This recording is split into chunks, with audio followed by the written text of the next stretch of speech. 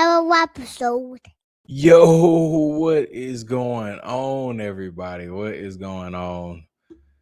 Welcome back to another Yappisode. This is the Daily Yap Podcast. I am your host, Jay the Yapper, of course. Man, bro, routines are so different now. it's just so different now. It used to just be one child that goes to sleep and it's all good. You know, it is so different now. I got to put my oldest down to sleep that may or may not go to bed on time. And then like he didn't go to sleep on time tonight. It's 9:45 and he's still Dada, there's something in my binky. I'm like, oh my gosh, bro. It's just crazy. So he finally went to sleep 10 o'clock. Now, well, like 9:45, 10 o'clock. Then once he go to sleep, go downstairs because the newborn, he turned 2 weeks tomorrow, which is crazy. Time is going so fast. But he's usually down there for a couple of more minutes until I get done with the oldest, just to make sure wifey's all good to go upstairs with the station ready and everything. So getting the last little snuggles in before official bedtime for him. So, you know, going down there, getting him right, changing diaper, getting them in PJs. It's just, you know what I mean, a routine. That's what we just getting in the rhythm of things. So that's why I'm about 2-3 minutes. What is it? 8 minutes past 10:30. Finally got him down, got my last good night snuggles, and we're here. So I appreciate y'all for adjusting with me and learning throughout this new curve of changing between 1 and 2 kids, because it is something. It is absolutely something. But I hope y'all have had a great Friday. Welcome in. Make sure you guys hit the like button, whether you're right now, on your way in, on your way out, the replay crew tomorrow. Please hit the like button because it does help the algorithm. YouTube is very stingy and lame. If folks don't like it, then they just think folks don't like the video, which I guess in theory makes sense, but they don't push the live out at all. If it get like low likes, they're like, oh, people ain't rocking with this. You know, it's a 2-hour podcast and 42 people liked it. You know, I guess fair enough. So please hit the like button. Subscribe to the channel if you are new. We are on the road to 25. I'm tripping. 26. Thank you. 26K subs, and I appreciate all the support along the way. The Yap community is just phenomenal. It's just growing like crazy on X, on YouTube, on TikTok. I believe the Yap community is like 350 to 53,000 supporters in the community. So I mean, listen, I'm fueled by it every day. Clearly, you know, enough people are supporting and rocking with me because I know, look, I appreciate y'all for all the crazy takes that I have. Okay. It's not easy to be in the Yap community and say you're gonna stand behind me and support me, because I'll be saying some crazy stuff. All right. So I appreciate y'all for doing that. And then also, last thing, housekeeping stuff. Please, if you feel like you want to support the channel, there are plenty of ways to do it. You have all the TikToks down there, 2 different accounts, but those are the only 2 accounts I have. You can find me on X as well, JDApper1. Same with buymeacoffee.com. You can find me over there as well as JDApper1. And you can also become a member on the YouTube family. You can become a member of the Yap family as well. You can find that when you go to the profile. Outside of those housekeeping things, man, we got a lot to talk about. It has been absolutely crazy on X, man, and I gotta actually catch up because I honestly cannot wait to get on here and chop it up with y'all about all the things that's been going on. You know, I've been hearing a lot, but as far as like things being finalized, I'm about to find out with y'all. But as y'all seen in the thumbnail, the biggest thing that I've been seeing on X that everybody is talking about is Andrew Wilson and Candace Owens are debating. And I don't know if that's finalized yet. I'm just assuming it is by the way it was looking. We shall see tonight when I go back and check to see if everything's going on. I'm sure somebody's going to tell me in the comments that it is on or not. But that's the biggest thing that everybody's talking about. So we're gonna chime in on that, see what everybody's saying, get everybody's perspectives, thoughts, and opinions on that. Obviously, I'm gonna always provide mine. And then outside of that, we're gonna definitely just yap it up tonight. Have a nice little kick back. Hopefully, y'all relaxing. It's 10:30 on a Friday night. I appreciate y'all for being here. Y'all could be in so many different places that is just not productive. You know what I mean? But instead, you're just relaxing, chilling at the crib, whether you're on the TV, on the phone. It was just relaxing and vibing tonight. I like y'all. Y'all my type of people. I never was the type to, maybe like college days, but like be out on Friday, Saturday, Sunday, just getting into nothing. You know what I mean? I definitely have matured over the years and got into just listening to podcasts, enjoying Friday nights. I'm dad now, so I'll just be chilling, family time, and all of that stuff. Let me check out some of y'all comments before we get straight into it, man. Straight into it. My daughter doesn't sleep till late too, Jay. Yeah, so you get it. You get it, Golden Cat. It's crazy. We'll also probably hit on a little bit of Baron and Julian Dory's podcast. It's hard to break that down because it's 4-something hours. So we might play a couple of clips here and there, or we might talk about it. But that was also a great. I haven't finished it yet, but I'm like halfway through it. That was a great podcast. But the one that was Baron by himself, and the one that was with that I forgot what's the title of him, medical examiner, whatever. When it was Baron and the other guy, that was also a good one. The Iran Lego videos, I heard a new one drop, so I will try to remember to check that out. I think I saw a preview of it on Anna Escobar's thing. Let me see. Iran Lego. I got my notes, so if y'all want to chop it up about anything, just let me know, and I could just put it in there, so that way we don't forget.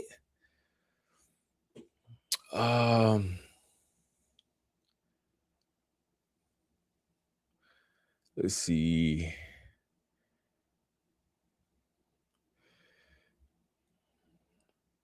New thumbnail pic. I appreciate it.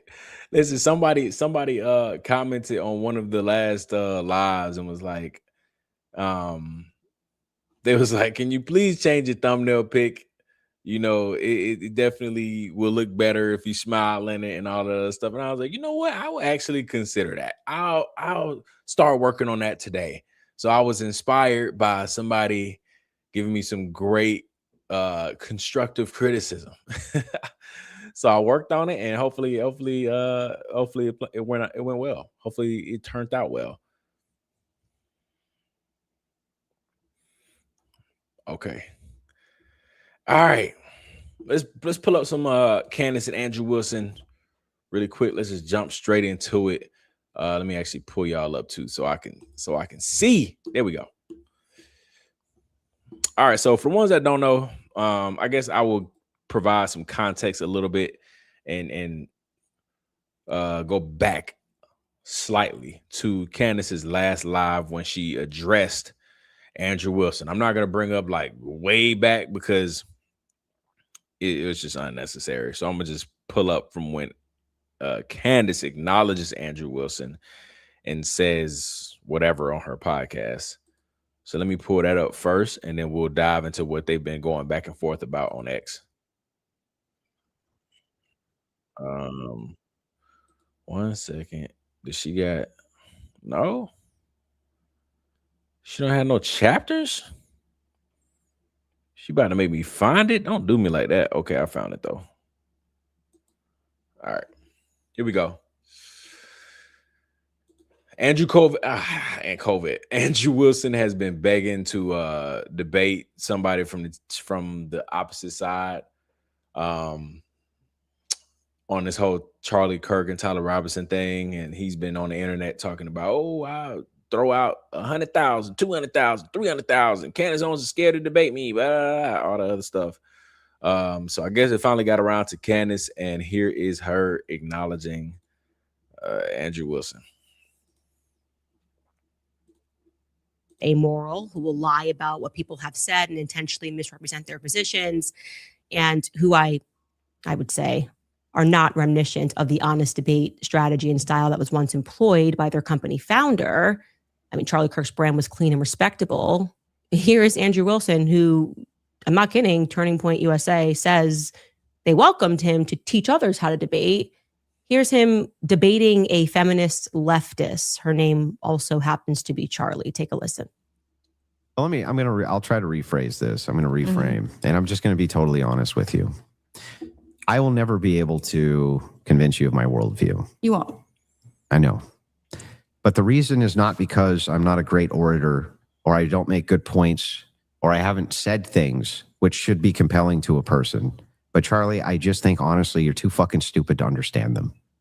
So Andrew, can I sell you on my worldview? Yes. Your wife has 3 baby daddies and has been married twice before. And you you lick sniz. Under your religion. You lick sniz. What is that? You're a dyke. Sniz. Don't talk about my wife, you stupid bitch. Shut your mouth. Shut your stupid bitch mouth. Your wife with the 3 baby What did daddies? I just say? Dyke? Your wife with the 3 Sorry, baby I'm sorry, daddies? Dyke. Is she morally inconsequential in comparison to your ditch licking?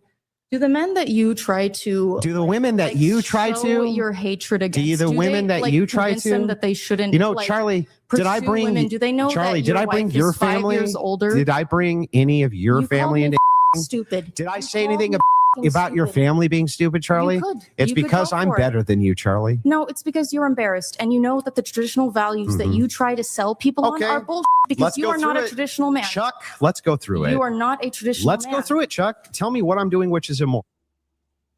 We probably should have bleeped out a little bit more in that clip. I don't even know what some of those words mean. I should have probably bleeped out some too, because what is sniz? Because TikTok did not like that. They already gave me a warning. So TikTok family, just in case, please hop over to YouTube. I probably will get, I get banned every other day on live. So don't be surprised if the live is taken down. But that's him in a nutshell. Just kind of curses and smokes cigarettes and tries to denigrate people. And again, just to give you guys the proof here, Andrew Kovac claims they did pay him, but only to come and teach their students how to debate. Here's his tweet. He wrote, "Nope, he was paid for 1 day of the debate training for our students and campus debate team. He's not, quote unquote, being paid, but seeing how much they seem to hate that idea, maybe we should see if we can work something out. LOL. Oh, LOL. Great. I think we should work something out. I do." And Blake Neff sharing clips of him on the Joe Rogan show. He does a great job on Joe Rogan dissecting several of the conspiracy theories around Charlie's death and answering Rogan's questions about them. Worth a We played this in the last episode. watch. Okay. So yeah, that's my counteroffer. I want Turning Point USA on record, just to recap, saying that you are representing them in this debate. That they're not going to shirk responsibility and pretend like, oh, we just paid a one time. Yeah, he's going in there and It's cool. we want him to debate on our behalf. You will also have to come to me to another point 2A. Obviously, you will not be chain smoking around me. And $500K because they can afford it. We'll leave it at that. Those are my counter terms. Now back to what I actually think about.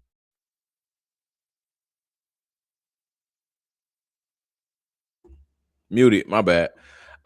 She's probably about to say something else, but in my opinion, Andrew Wilson is an attention seeker, an attention whore. That's just all he does. When you have content like that, where the only thing you do is bring on women, and it's just like misogynistic content, like you're beneath me, you're terrible. You're just, every bad name in the book is how he views women. So initially, I was like, bro, please don't give this guy any attention. I still feel the same way.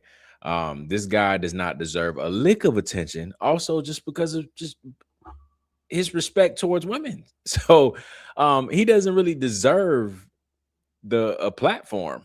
He doesn't deserve to be platformed on Candace's platform, at least, where he's broadcasted to however many million subs she has. This guy's a POS. He's a POS. All he does is really talk very bad about women. and he's entering everything in bad faith. It's not like he's somebody that's just like wants just to have a conversation. Go watch Stu Peters. We looked at that a little bit in a couple of episodes ago. Go look at Stu Peters when he debated Stu Peters. It was pointless. That was 2.5 to 3 hours too. Go now. Don't get me wrong. Stu Peters didn't do that good. Like, he could have did better. I'm not saying he did terrible, but he could have did better, because there was a lot of times Stu Peters, I was like, bro, what are you doing, Stu Peters? Like, just answer Andrew Wilson's questions or whatever he wants. Like, can we get somewhere in this debate? But it was 2.5 to 3 hours of straight BS between him and Stu Peters. It was just nonsense. So, like, I just feel like anybody that doesn't want to enter the conversation in good faith and just have a great conversation, even if it's a debate, but just entering it like with an open mind, like, yeah, I'm here to debate you, but, you know, may the best man and woman win, or woman win. Not, I'm going in there with my mind made up and what I believe in, and I'm just going to push, you know what I mean? Because that's what he did with Stu Peters. He just, like, tried to control every conversation and hit on and stayed on points that Stu Peters didn't want to answer. Andrew Wilson would just stay on that point and just go. Well, it was just annoying, bro. It was just annoying. So I'm just like, this guy does not deserve out of all the people, and this is no dig or anything at Candace, I'm just speaking in general, out of all the people that have supported Candace or, in any type of way, that is not somebody that deserves to be on her show for 3 hours. Because it's not like something's going to come from it at all. It's going to literally be no solutions whatsoever out of 3 hours. Now, somebody might say she's getting 300K, so, whatever. But, like, I don't know, bro. Same conversation. Like, I mean, all money ain't good money. But again, I'm not Candace, so who am I to say, oh yeah, 300,000 just to come and sit down and talk to me?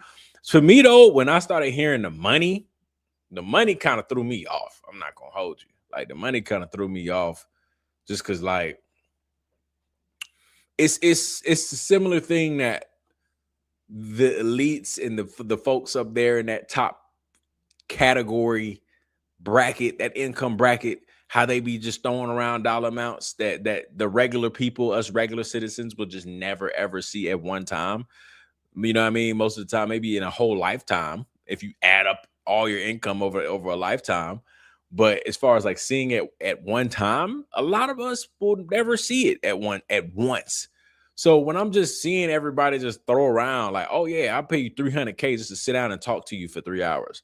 Or I'll pay you 500,000 just to sit down and talk to you for 3 hours for something that's not going to come to a solution. That's when I was like, I don't like all the money throwing around, bro. Like, what are we talking about? 300, 500,000 just to sit down and talk? Like, I ain't like all that. But let's go through X, because a lot of back and forth has been going on X since Candace has said that.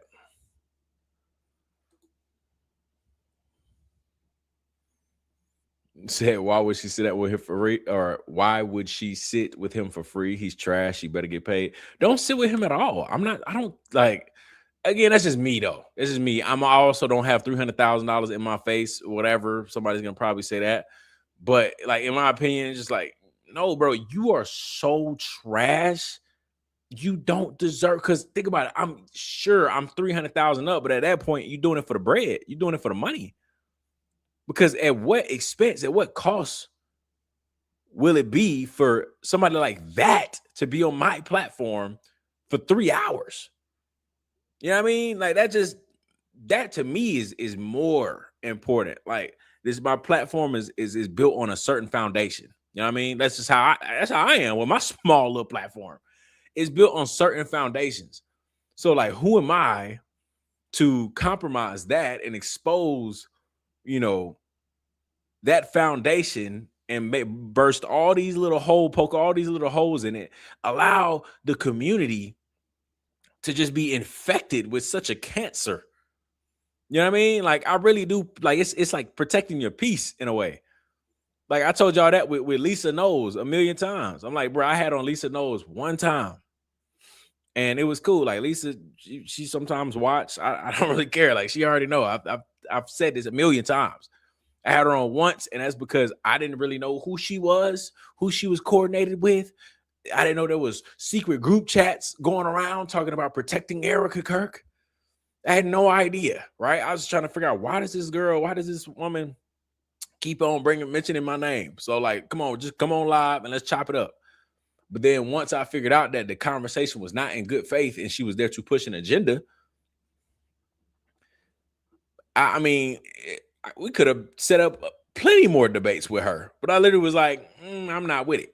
I don't really appreciate that. If we're gonna have a conversation, we could do that, but nah, this is not gonna happen. Same with Paramount Tactical. Baze was like, man, go ahead and do it, bro. Like, go ahead and reach out to Paramount Tactical, like, get something going. He'll do it. I was like, nah, bro. Like, nah. He just, people that are disingenuous, I don't want to talk to you.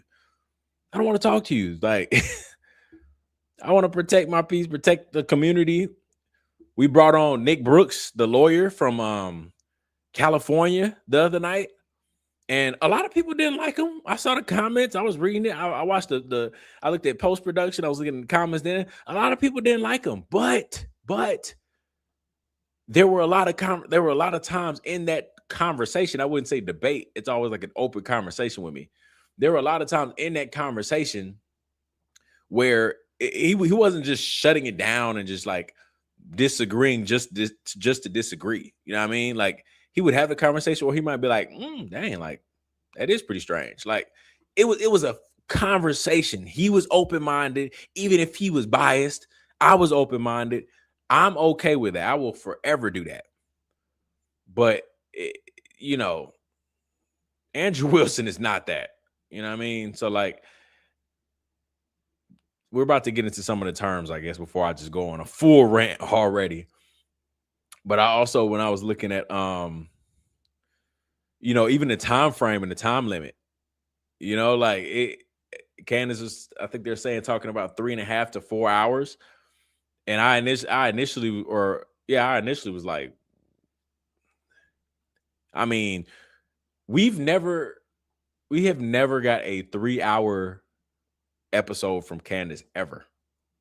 You know what I mean? Like, maybe not ever, like, in general, since she's had a platform, but I'm saying, like, since September 10th, there has never been a 3-hour episode. You know what I mean? When there could have been one, because she has a lot of information to share, but there's never been a 3-hour episode ever since September 10th. So why is Andrew Wilson worthy enough for the longest podcast or the longest debate, the longest video that's going to be on Candace's channel in the last 2 years? Why? Why can't we sit down for 2 hours, 2.5 hours, and talk about maybe some things that maybe there's a lot of things she has, right? And a lot of people don't like these type of conversations. Everybody's like, she knows what she's doing, leave her alone. And I'm like, bro, I love her, right? She's great. She's the only person in Charlie's circle that's standing up for truth. So I'm not at all accusing her of anything, right? I can criticize anybody I want. If you have all of this information, right? And she says that I'm sitting on so much information. She says that. Then why has there never been an episode of hers that was over an hour? Because she wants to share so many things. She ain't got to share everything. I'm saying share multiple things. Last week, there was like a 25-minute episode of with Charlie Kirk and 20. And the preliminary hearing lies and stuff like that. So really it was only like 5 minutes. And then in the 5 minutes, she was really just retracting what she said about that guy on the roof, that it was just the wrong guy and nobody, you know what I mean? But I'm saying, like, in general, there has never been an episode of Candace podcast episode where it was like more than 1 hour of content and, showing different things that she's going through or whatever. It's always a hard stop at 1 hour. So when I hear 3.5, 4 hours for Andrew Wilson, the biggest bum on the earth, when it comes to a platform and what he puts out in the world, he literally has the worst content ever. It's toxic. And now, you know, I mean, I'm gonna watch it because it's entertaining, so I watch it. But I'm like, this guy gets 3 hours of your time. I don't know. That's just me though.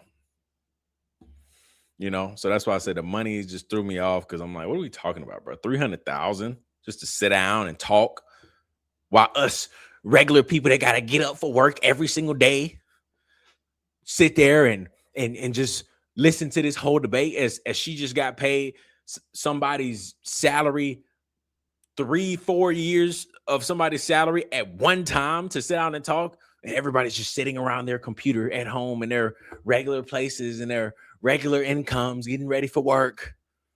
While she got 300,000, everybody's gonna send in another 100,000 of super chats. You know what I mean? Like, I'm not sitting here trying to say that I'm pocket watching. I'm just saying, when folks start throwing out dollar signs, that rubs me the wrong way. When people start throwing out dollar signs, because that's just like, come on, what we doing, bro? What we doing?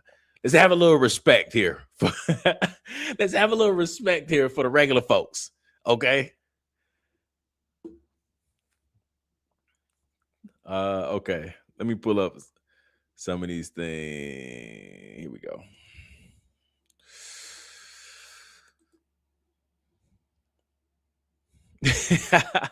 Facts. I don't want to watch. I don't want to listen to Andrew. Said I don't want to listen to Andrew for 3 minutes. Never mind 3 hours. I'm right there with you. 3 hours, bro. And don't get me wrong. I'm honest with everybody. I'm gonna listen to it because I know he has the rage baiting content. That content that's like, bro, you be saying some dumb stuff, but the fact that he's talking to Candace, that's why it sucks. Because everybody know Candace is also great at debating.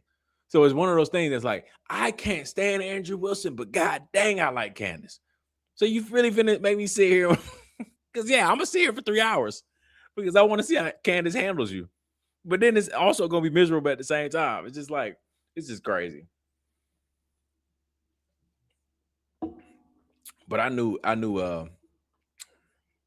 Turning Point USA wouldn't claim him. That'd be stupid. Because then that'd be them admitting that they're gonna give him 500,000 or 300,000 of tax-paying dollars to go debate Candace Owens. So I was like, why would they ever admit that they're the ones backing him? That didn't really sound. I was like, that's not gonna happen. All right. Let's see. I want to see if I can find the first.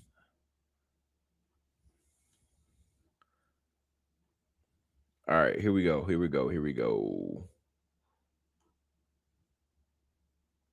All right, I think this is where it started.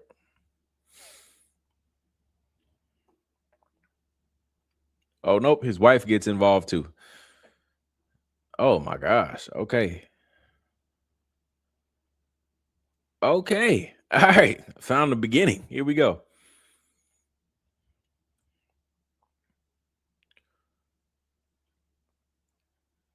I'm gonna skip over that. All right, so this is Andrew Wilson's wife. She said something. Let me do it this way.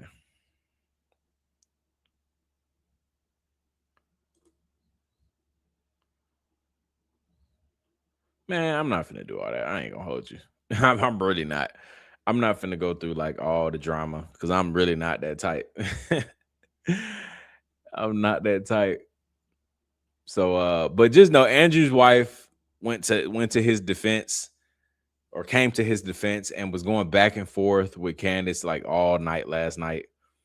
And you know, they was just going back and forth. And then let's get to Andrew's comment. See, they was going back and forth all night. She was pretty much defending Andrew and just saying, you know, Andrew, why would Andrew smoke around you when you're pregnant and all this stuff. And for the ones that don't know, Andrew Wilson's wife, this is like not really a bash or super like disrespectful to her, but I have to put it out there because his content is just a walking contradiction. So he cannot stand women. He thinks all women are just not intelligent whatsoever. They're just beneath him.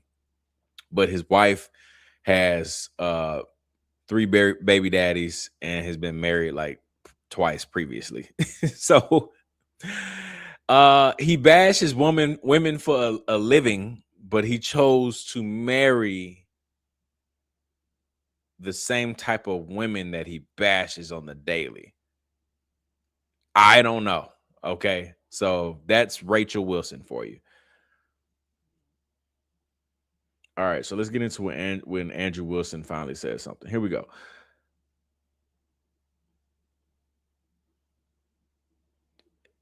All right. Can I get a clarification?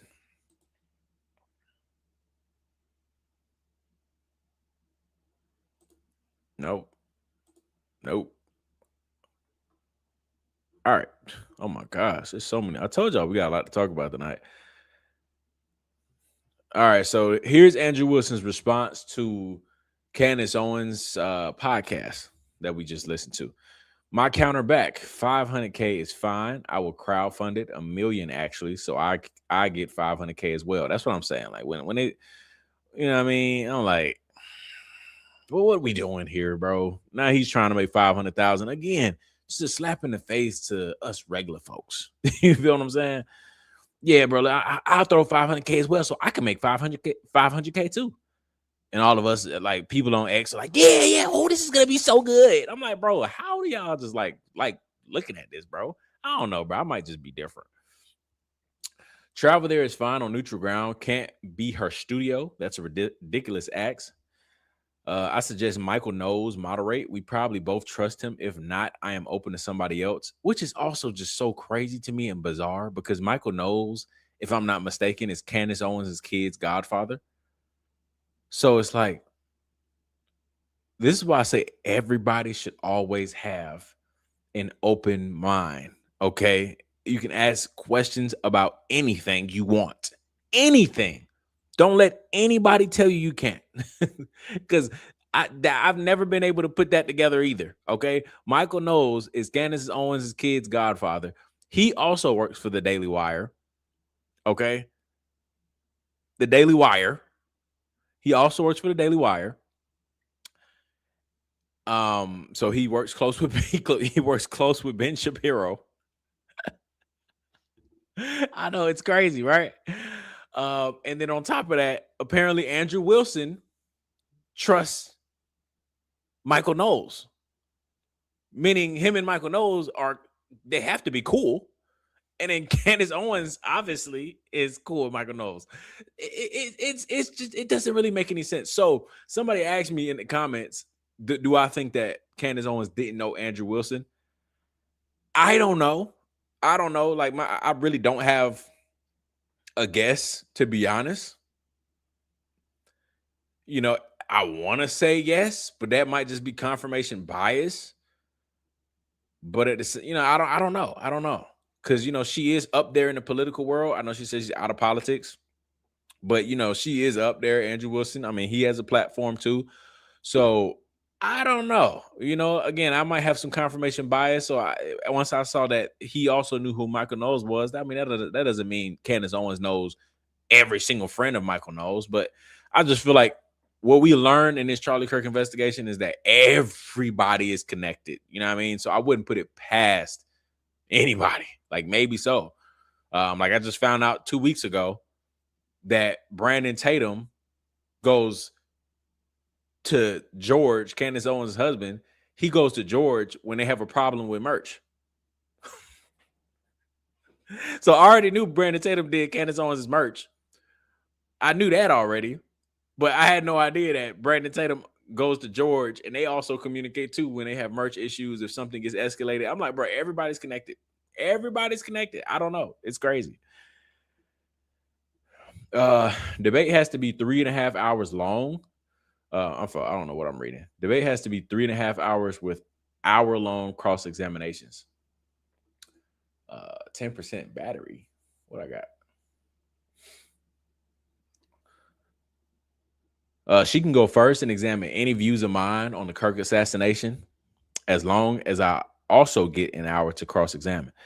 I understand she's pregnant, so if she needs a break after an hour and a half to walk around, that's fine. For $500K, 3.5 hours is plenty reasonable. Lastly, the only stipulation I can agree to is that TV USA has a claim an Andrew thing that is just requesting we both lie. That's what I was telling people on it might have been TikTok. I said, bro, Andrew Wilson has already said, he said it in the Stu Peters thing. Stu Peters kept on trying to push that he was being paid by Turning Point USA. And Andrew Wilson was like, Andrew Wilson was like, I don't know how many times you're gonna keep on saying that, but they do not pay me, bro. Like, I would tell you if they did, but they don't. So yeah, I mean that's why I was like, I don't know, bro. I don't know. I represent myself. This would be like me asking her to claim she is representing Tyler Robinson. She's representing herself. This all seems reasonable, and if Candace agrees, I would get to work setting it up. Lastly, I'm obviously not going to be smoking indoors. Deal? Candace Owens replies, oh, so Rich Tough Guy who had $300K to burn now only wants to do it if he can make 500K. Absolutely not. Here's my final offer. I'll accept your initial $300K offer, but I want it in person in my studio to overcome your suspicion that my team of 3 will be working against you. Okay. To overcome your suspicion that my team of 3 will be working against you, you can bring your own team of 3 to sit in the control room with them and assist the live fact checks. They will only be used to fact check because you proved on Joe Rogan that you'll lie and accuse people of working with the left and laundering money if you don't have an actual point. Again, you can bring your own team of 3 as well and your handpicked moderator to confirm there are no tricks. I accept your moderator, Michael Knowles. I am happy to do this week. No time limit. We are debating this case against Tyler Robinson and surrounding evidence. This is the final offer, which is effectively your initial offer. My place. I mean, yeah. I mean, it's you know, it's crazy, man. Because this guy definitely does not deserve the platform, bro. And it's obviously not over.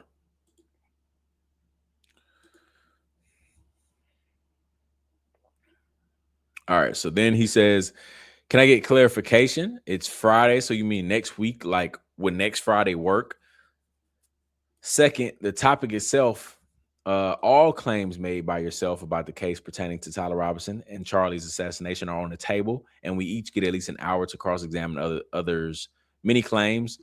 The rest of the format, I can give a proposal on including opening statements and rebuttals if you want. Third, 3.5 hours correct. I could bring 3 people, including my own camera guy. This is totally fair. Is this correct? It's crazy because, like, did I see the picture Michael Knowles posted today? I did. I did. Let me see if I can pull it up really quick. That was pretty funny. He's definitely being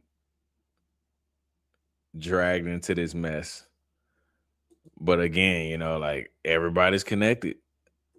Everybody is connected. Michael Knowles.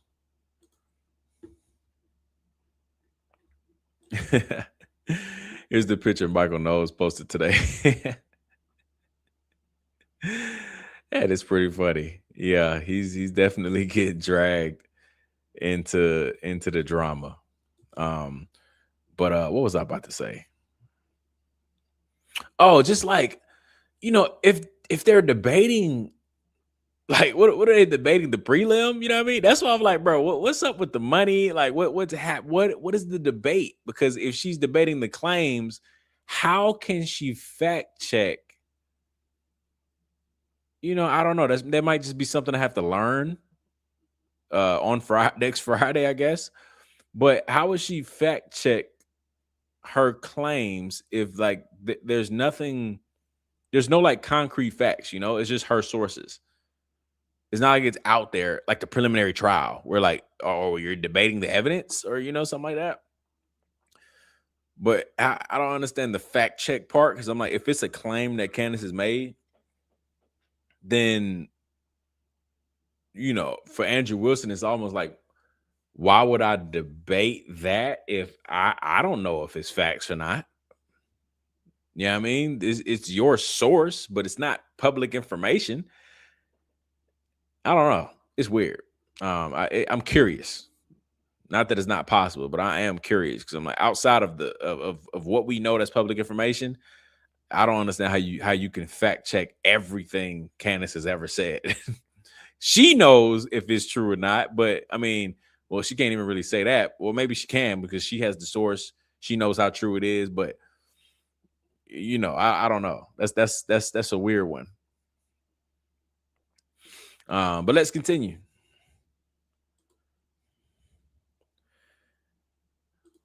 All other minor details regarding opening statements. Oh, here we go. I skipped it. My bad.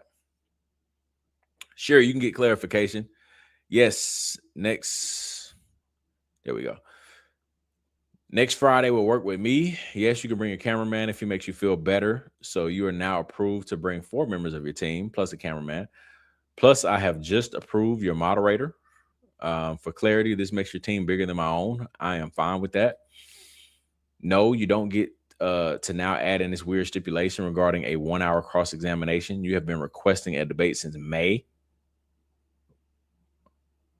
So you do know him. Well, that answered somebody's question. I mean, you know, maybe somebody from her team told her about how long Andrew Wilson's been requesting to debate her, but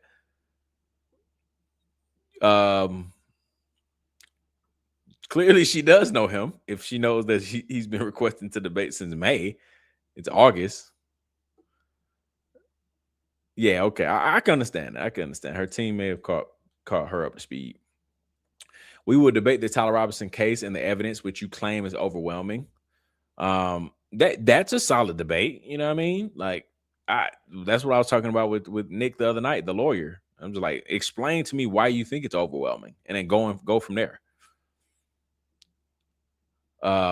And I said, as long as it takes, no time limit. If you feel it can be done in 3.5 hours, then great. If you need longer than that, we can keep going. And you know, that's the part I was talking about. Like, so Andrew Wilson just gets all of Candace's time. Like, yeah, I guess when you get $300,000, you can do whatever you want. $300,000, you can sit in my living room for 4 hours if you want to. Who cares?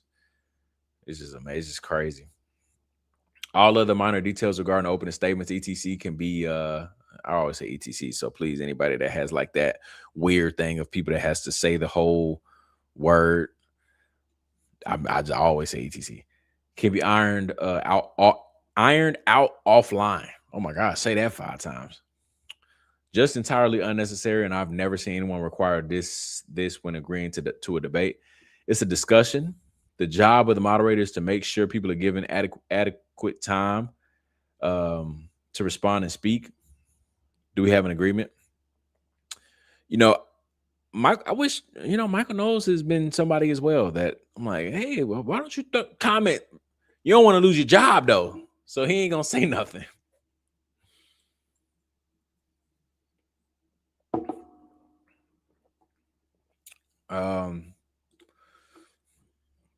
Let's see what else.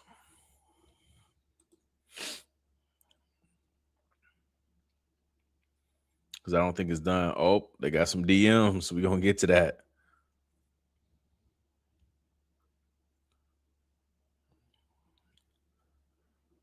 Nothing is more obvious. We haven't seen that yet. All right. I believe we are here.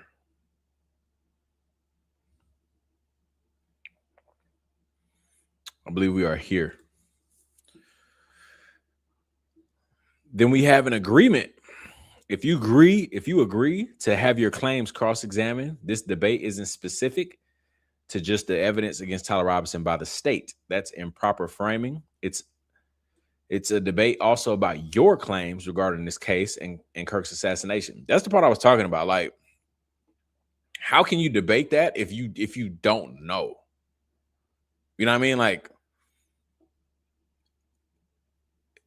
that doesn't really make any sense to me. Candace is the only person that knows if it's true or not. You know what I mean? Like, so what is Andrew? Andrew's just gonna say you're lying, or I don't believe you. Prove it. And then what is Candace gonna do? Like reveal more information that we already like that we don't know. Like, how is she gonna prove some of her claims that come from sources? You know what I mean? Like, is she gonna somehow prove even more revealing information? While Andrew Wilson's on, like, is this gonna be a revealing information episode all because Andrew Wilson is what got more information out of this? He was the one that triggered this whole thing for us to learn more. I just don't know how this goes. You know, if he's like, you're accusing Erica of doing this, you have no proof of that. Like, what is Candace gonna say?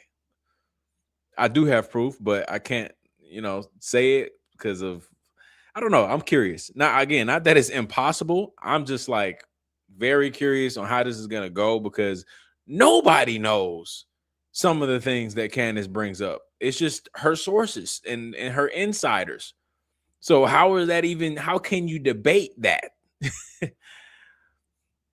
Do you agree you also need to support claims you have made as well?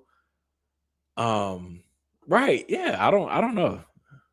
If so, then I agree to terms. Also, no personal attacks. Yeah, aka leave my wife out of it. Okay, leave my wife out of it. No feminist conversations. That's funny. No personal attacks, no ad homs. If one is made, that person loses by default, enforced by the moderator. Do we have terms? If so, say so, and we will book it for Friday. Don't mention my wife, please. My wife is off limits. That is hilarious. Let's see if anything else has been said. Oh, okay. Candace is back. Nothing is more annoying or more obvious of a strategy than to demand a debate without a focused topic. Your gripe across multiple platforms is that people are spinning conspiracy theories about the Charlie Kirk assassination. Your repeat position is that the official federal storyline makes perfect sense and the evidence is overwhelming that Tyler Robinson did it.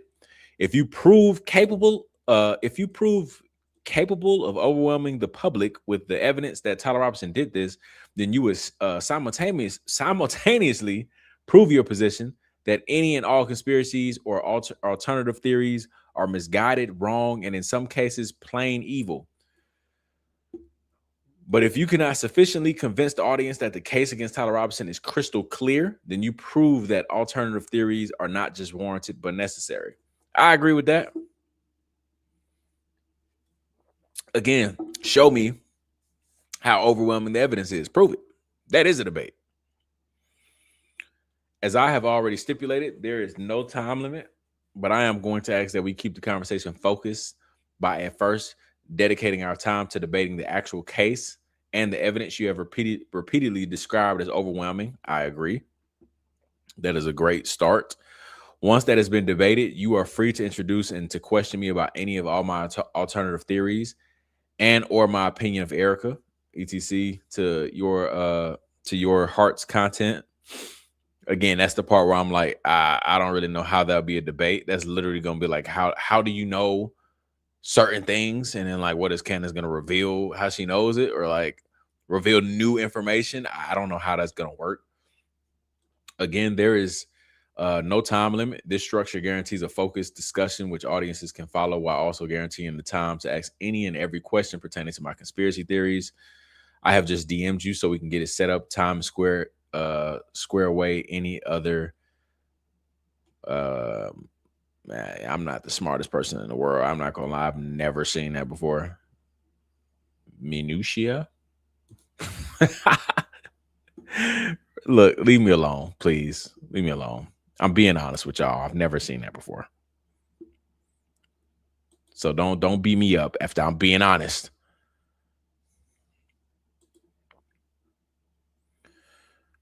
Let's see.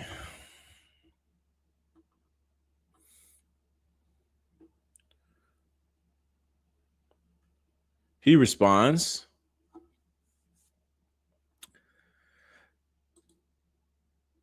topic: is there better evidence against Tyler Robinson for the murder of Charlie Kirk than any alternative theory presented by Candace Owens? Sounds good.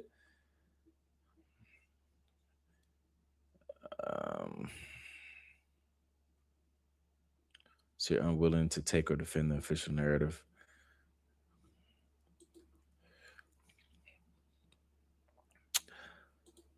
Oh man, it's so many things. I feel like we're doing pretty good though following this. That's what my camera guy is there for. Bro, what? Why would you just do that to me? Why would X just do that to me, bro?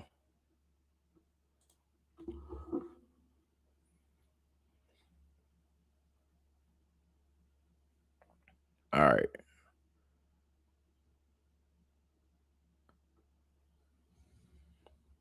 I'm sorry, your camera guy is there to ensure I don't put it behind a paywall and cancel. You are growing increasingly pathetic and with your paranoia. Oh my Lord.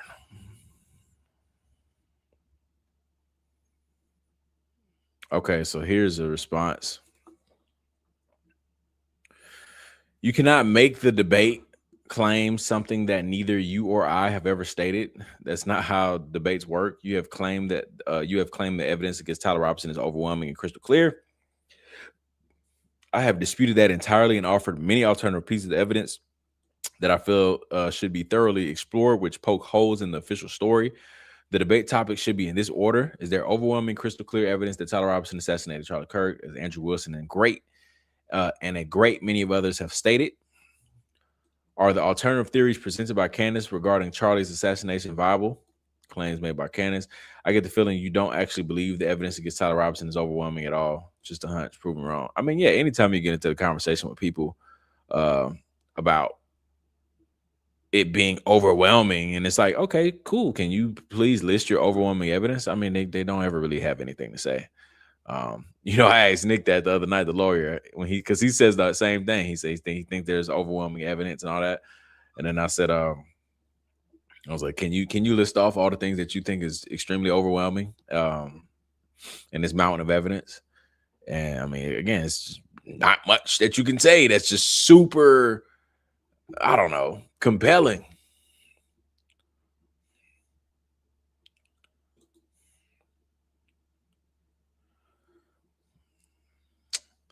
Baron chimes in.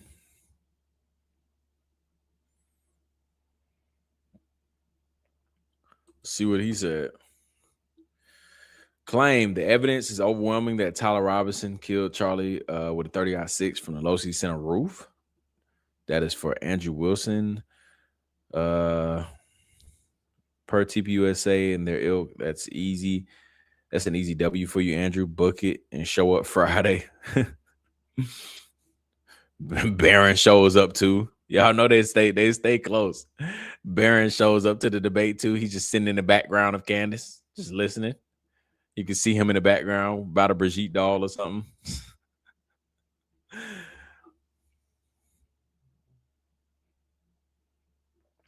All right, now we got some DMs. We are almost done with drama. Thank you for everybody that is sticking through and listening, because drama is draining for me. So I'm surprised I'm getting through this. You have no idea how hard I'm trying to just lock this down, but he is genuinely insufferable and demands this all be done publicly. Wait, what? Is it not?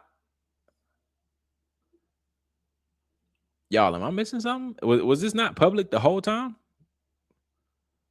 Someone said paywall. Was this always behind a paywall? Like that was the goal? I thought this was public the entire time.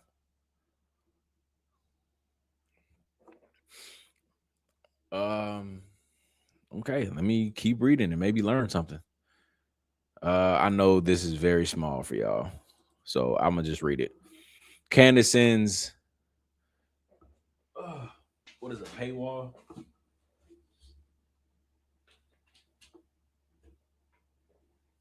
A paywall is like Patreon, like something that you gotta subscribe to or pay a little bit to get behind the wall to see the content.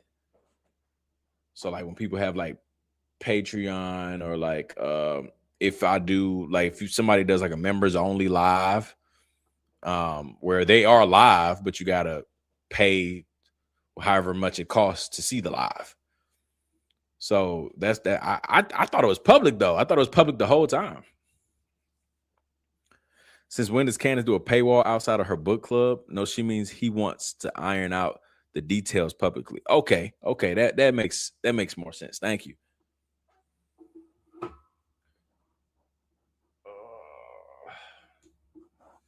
All right, I had to charge my phone. My bad.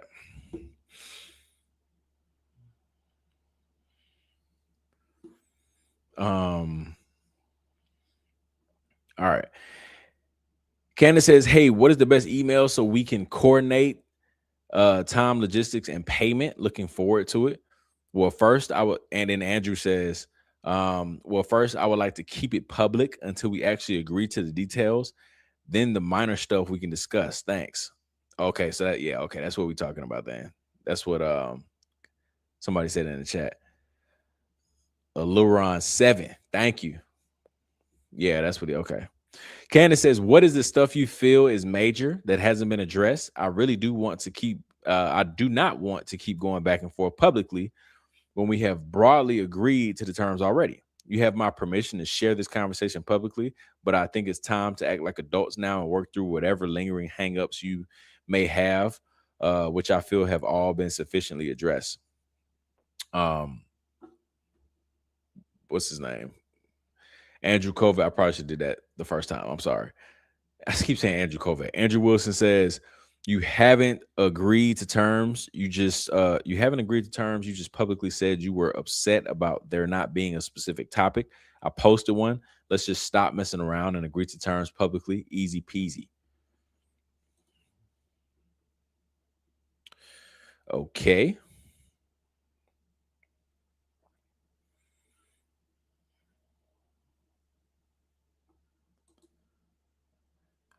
Candace is trolling right there. So, I mean, that looks like it. I believe we are current now. We are up to date. Yeah, the last thing we have is this screenshot of the text messages of the DMs.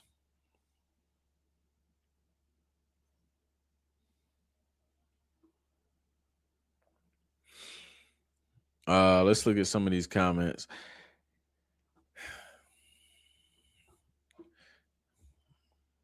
He may be getting a bit nervous. I have seen people start to scramble mentally over inconsequential details in order to soothe their nerves. It's a common diversion tactic. I don't think he'd be begging Candace to do this, and then all of a sudden, like, you know, he is very bold in his POS skills. So I don't know if he's like nervous. But maybe he's also a weak guy to be having content like that. So could be. But I feel like he knew eventually Candace was going to respond. The UNF America tour, which, man, they were supposed to release like a part 2 of the fake chapters, and they was doing a documentary on Erica. They were supposed to release a part 2 a long time ago. I want y'all to look at this. And this is what I'll be talking about with like everything being like a little strange. People get mad at me, but I'm like, bro, the only thing that I trust 100% of the time, because you shouldn't agree or trust anybody. I wouldn't say trust, but you shouldn't agree with anybody 100% of the time, right? I've always said that. It's okay to disagree with somebody and still love them. Like you should never want yes men and women around you.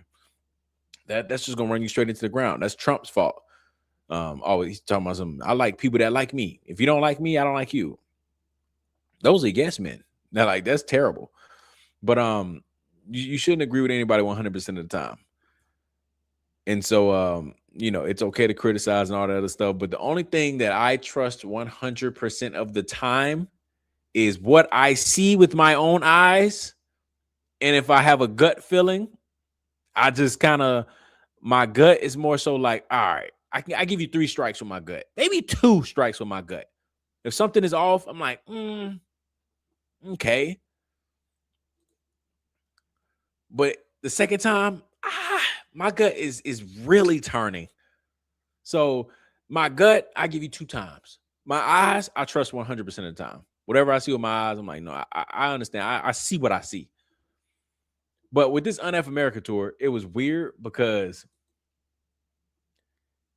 they dropped this documentary on Erica 2 months ago. Look at this. It's right here. 2 months ago, something strange is happening at Turning Point. And it was 9 minutes.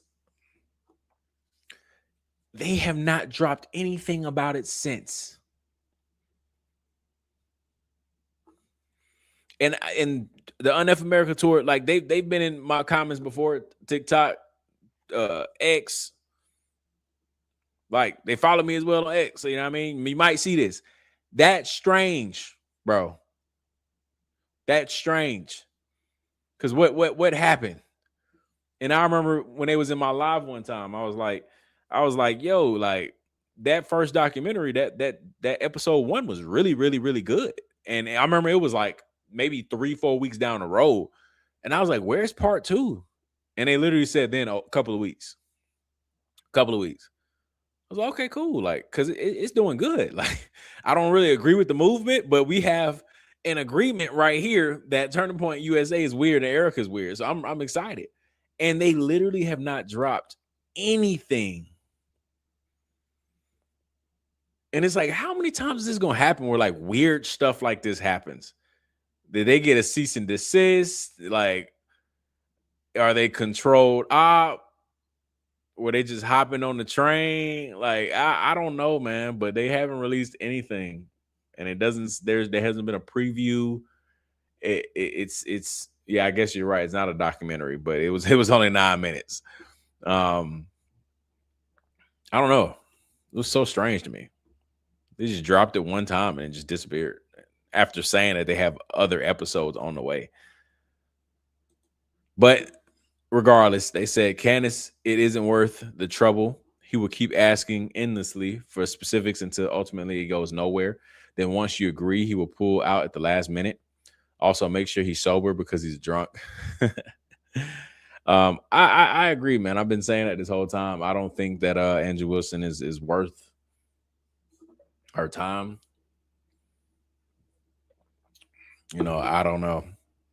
But that's just me. It's me and my opinion. No, it's all I can do is just talk and say I'm not with it. But that's the thing, you know. We have our lovely community that are we typically agree on a lot of things over here, but there's a lot of people on X that are all for it. So that's when I was like, man, I just feel sometimes in my thought process about a lot of stuff, about a lot of this stuff, it's just very different than a lot of people, I think. Because when you go on X and you look at all this stuff, like a lot of people just have been gassing up this debate, and it's like, oh man, it's because Candace is playing chess again, and she's trying to get inside information from Andrew Wilson, and then I'm just like, bro, what? No, it's not any of that, bro. Inside information from Andrew Wilson. What are we talking about? The guy is a terrible person. He should not be broadcasted in front of 6 million people. However many subs she got. Bring on somebody else of her supporters that may have been, you know, great quality content, whatever it is. Give them the platform. Andrew Wilson? No, bro. He does not deserve a platform to be on somebody else's platform. He can do whatever he wants on his platform. Exhausting. It doesn't matter if he brings all of TPUSA with him. He is toast. Why are you whining so hard, dude? Just go debate the pregnant woman and stop acting yourself. I know his TPE. He made an absurd offer with his mouth that his pocket can't cash. Now he's just looking to squirrel out of it. No way Turning Point is going to drop. No, of course not. Of course not. And I mean, and he also doesn't make any sense. He's going to pay Candace Owens $300,000 to talk to her. That come on, bro. I mean, how does that make sense to anybody? Because he's making money off you and this engagement, there is no one who is more bad faith than he is. Facts. Thank you, Ren.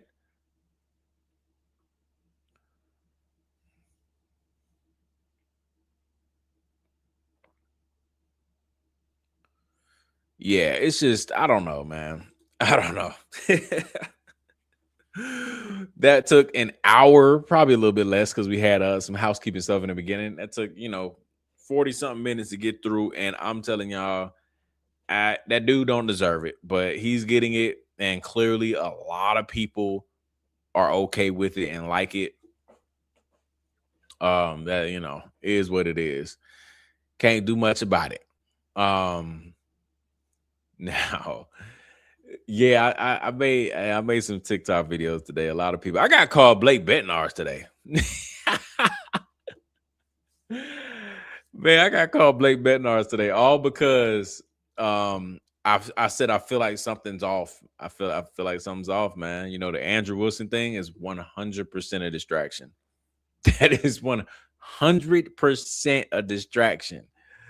That is just not. That is a distraction to a T.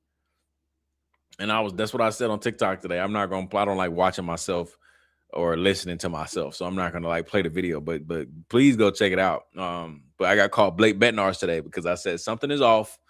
And I broke down all the things that I have said in here, which is Andrew Wilson is the most POS type of person there is. He is not somebody at all that deserves to be on Candace's platform. And then on top of that, I was talking about how, why does Andrew Wilson get 3 to 4 hours of Candace's time talking about nothing? When, there's so many other things going on in this case that she can be sitting here having a 1.5 hour, 2 hour episode, but she has hard stops on her episodes, which is is what it is. It's her platform. But I'm just saying, there's times like last week, she had somebody else tweeted. So I'm not the only person, but somebody else tweeted and was like, her one of her episodes last week, she hit on, I think, the Charlie Kirk investigation for 25 minutes, and 15 to 20 of it was just recapping the lies. And the last 5 to 7 minutes of it was just walking back that strange guy on the roof and saying that he really had nothing to do with it. And somebody was like, that was just weird because that was the shortest episode ever. So that's what I'm saying. People are bringing that up and they're like, so Andrew Wilson gets 3 hours, but everybody else only gets, your supporters get 1 hour. That's what everybody else is saying. So, everybody just weird stuff going on, man. But see, this is what I'm talking about. This you have 25,000 subscribers. Candace has 6 million. Maybe shut up and learn from someone who clearly knows what she's doing. Candace is like a cat towing a mouse. Who was the first person? Who was first to realizing Erica was shady and weird? The public or Candace?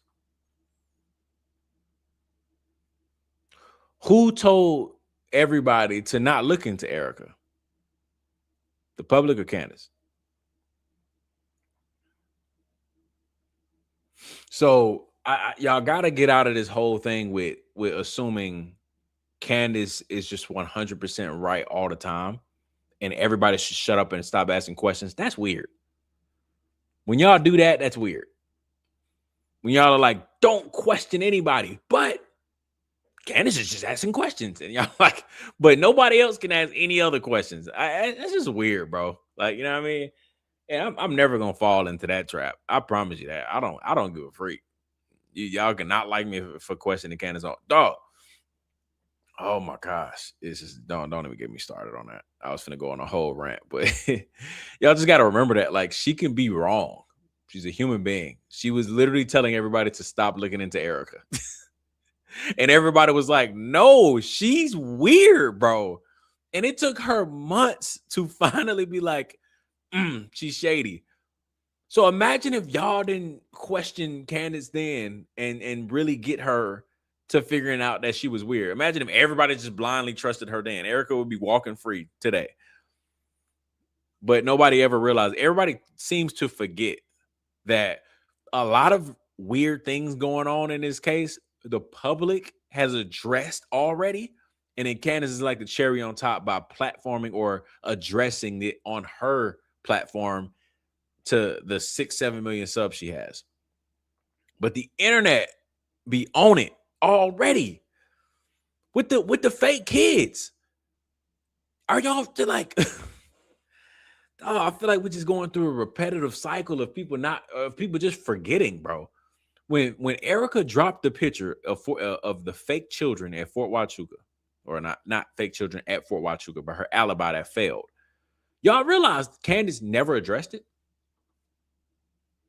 She acknowledged that, you know, here's the picture, but the time and day is off.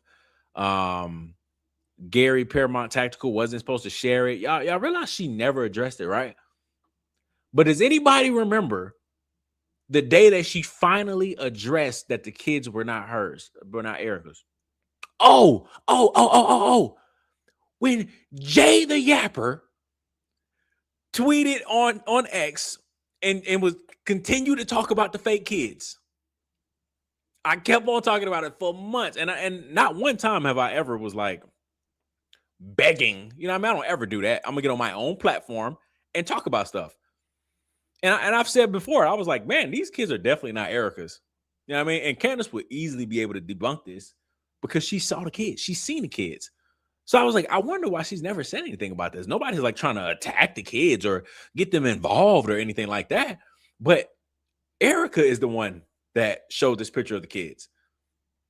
And they're not hers. And I was like, I wonder why Candace never said anything, because that is a huge lie to send in fake pictures of kids.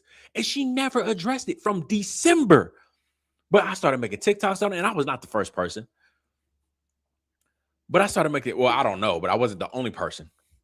But I started making TikToks about it. I kept tweeting about it for months. Then finally, I tweeted again to Paramount Tactical, talking about the fake kids. And then that's when he was like, well, that's because one of the kids aren't hers.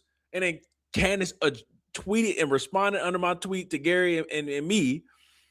And then Candace addressed it in her podcast for the first time ever in half a year. It might have been like, what, May something? So in months, then she finally had an entire segment on the fake kids. But what y'all want to say is don't question Candace at all. When it's like, dog, what happened to like everybody's in it together? Now all of a sudden y'all don't want to, I don't know, bro. It's weird behavior when y'all do that. It's been weird, very weird behavior when y'all do that. Good things happen when you question stuff, bro. And you just never know. So when y'all just say, shut up and just wait. I'm like, bro, I'm not on X begging. You know what I mean? I'm on my own platform, chopping it up. But I got called Blake Betnars today because I was just saying how it's all a distraction. And, you know, I people like that I don't like, that are like, shut up. Don't ask her anything. She knows what she's doing. Leave her alone. I'm like, what are you talking about, bro? All I'm saying is, and somebody else on X said it, we played and we showed it in the last episode. All I'm saying is, and this person said it, not me, but I definitely was like, I feel you and I understand. But this person was like, bro, Candace specifically said, I'm sitting on so much evidence. It's going to be a big week. I got so much to share. And then she didn't share anything. And then the person was like, that kind of rubbed me off the wrong way. All I said was, I can understand where you're coming from. Because, like, you know, you just don't say that. It's leading people on. You know what I mean? No. Y'all hate that. They call me Blake Bednarz for that. I was like, dog, it's turning into some weird stuff, bro. It's turning into some weird stuff. Nah, y'all can come up. I mean, I've seen that too. That's been so weird. Like, I mean, everybody's entitled to their own opinion. So I'm not gonna sit here and say that y'all are wrong for whoever thinks that it's so reasonable to debate Andrew Wilson. I'm not gonna say y'all are wrong. You're entitled to your own opinion. I'm just saying, in my opinion, I just think that when y'all come up with all these things, like, oh, it's a strategic thing, man. She's way smarter than you. And I'm sitting here like, dog, Andrew Wilson bashes women for a living. Right? Imagine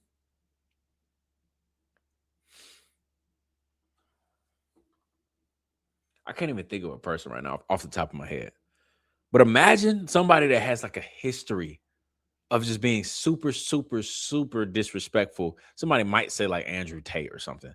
But imagine somebody that has a history of being like super, super, super disrespectful to women. And they get a platform where like where they get broadcasted to the world. And it's like, why is this person getting rewarded for their POS content? And I'm like, he doesn't deserve it. And then people are sitting here telling me like, no, bro, you're tripping. She knows what she's doing. Okay. I'm just saying, bro. It's weird.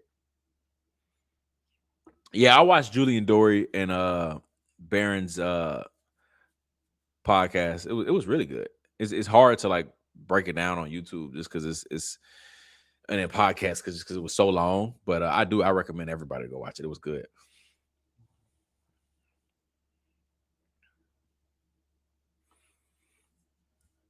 Yeah, I know. I said that though. I said I brought on Lisa Knowles, but that's because I didn't really know who she was for real.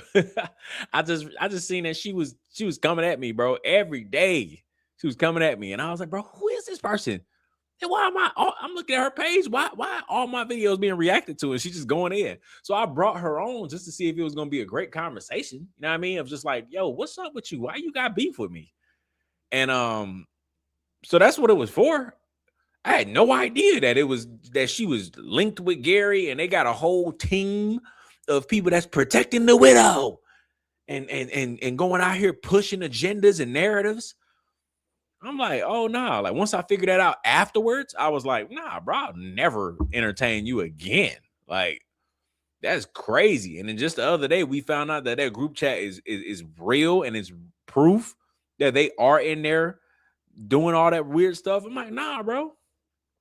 And she asked to debate again. I'm like, no, because now I know who you are. No.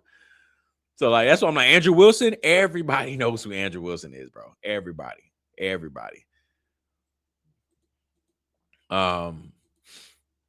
yeah, that is crazy. And then I think I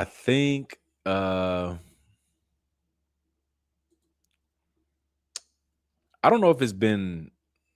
No, I don't think he posted nothing yet. So Tucker Carlson also kind of is like soft launching his presidency or president run or whatever. He didn't really announce it officially, and he wouldn't because it's too early. Like it's very early days.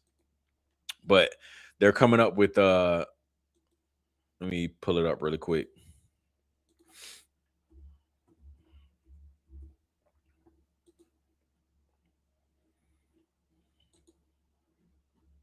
Where is picture at? He took a picture with, here it is right here. Let me save it so I can pull up clear for y'all. Tucker Carlson, Joe Kent, Thomas Massey, Marjorie Taylor Greene, all of them took a picture together in Tucker's like living room or whatever, because apparently they have major plans coming up. Here's the picture right here. Apparently it looks like they are, these are all people that are starting to disconnect or detach themselves from the Republican Party.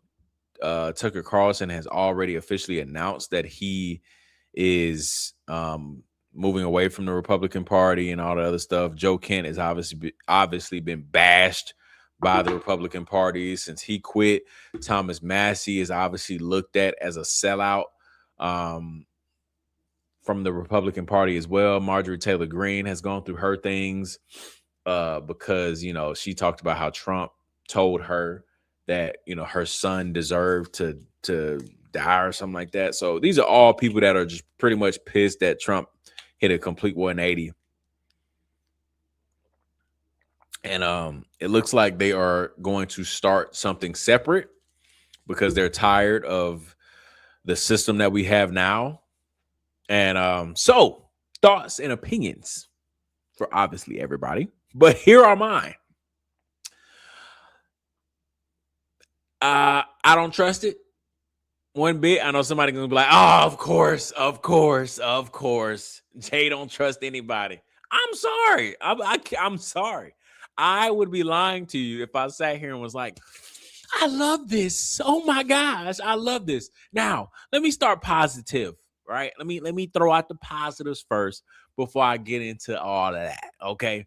Thomas Massie, out of this group right here, Thomas Massie would be the best bet. Yeah, somebody said, yeah, somebody just brought that up. Thomas Massie, yes, actually, Massie and Kent. I was literally just about to say that. Thomas Massie and Joe Kent are the two that I trust the most out of this group. And I would not mind voting. I probably still won't, because if they did happen to officially announce it and say that was going to be the ticket, I still need to hear certain things on their campaigns. But they have the best chance for me to actually pop out. Thomas Massie, I like what he's been doing. He's been publicly kind of like going against everything that's all the BS that's been going on. Joe Kent has been doing Joe Kent things as well, so I can respect it. But that's the best bet. Now, in general, that's the positive. Okay, that Thomas Massie, out of this group right here, Thomas Massie running for president and that being the person that's leading the party, leading their whatever third party they got going on. Thomas Massie, in my opinion, is the best option, with Joe Kent as the VP, or Joe Kent as his running mate. I don't trust all of it, though, because at one point in time, all of these people supported Trump. Like, at one point in time, all of these people were paid to push propaganda.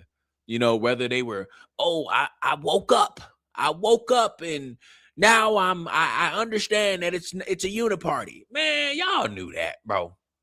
Yeah. Tucker Carlson he made a living off of pushing paid propaganda with Fox News. He made a living. Okay, all of these people at one point in time made a living off of pushing propaganda and BS, because the system has always been like this. So I don't trust any of them, because all of them supported it at one point in time. Now that Trump flipped, now all of a sudden you want to get mad because the check stopped coming. You know what I mean? Like, or the influence stopped coming, or the access was cut off. So you were forced to kind of like, I'm independent and I'm waking up to everything. Man, I don't know, bro, but like, I don't trust it. What I think this is performative. It's theater. I think it's controlled op, because I think that the Republican Party has a history of hearing what the people are saying, and then they send out like a puppet, or they send out somebody to say all the things that the people are saying to make it seem like, oh, look, yeah, I'm somebody that I look, I'm about to start connecting some dots here. But everybody obviously doesn't like Izzy because of all the things that happened with Gaza, right? That kind of put a magnifying glass on our greatest allies, how they treated that Gaza situation. But once that started happening, then all of a sudden people started coming out and I'm not bending the knee to Izzy and they're bad people and blah, blah, blah, blah. But those people at once used to be Zionists. Hold on now. Don't. I didn't lose you, did I? I didn't lose anybody. These people at one point in time used to be Zionists. But then somehow, conveniently, a lot of these people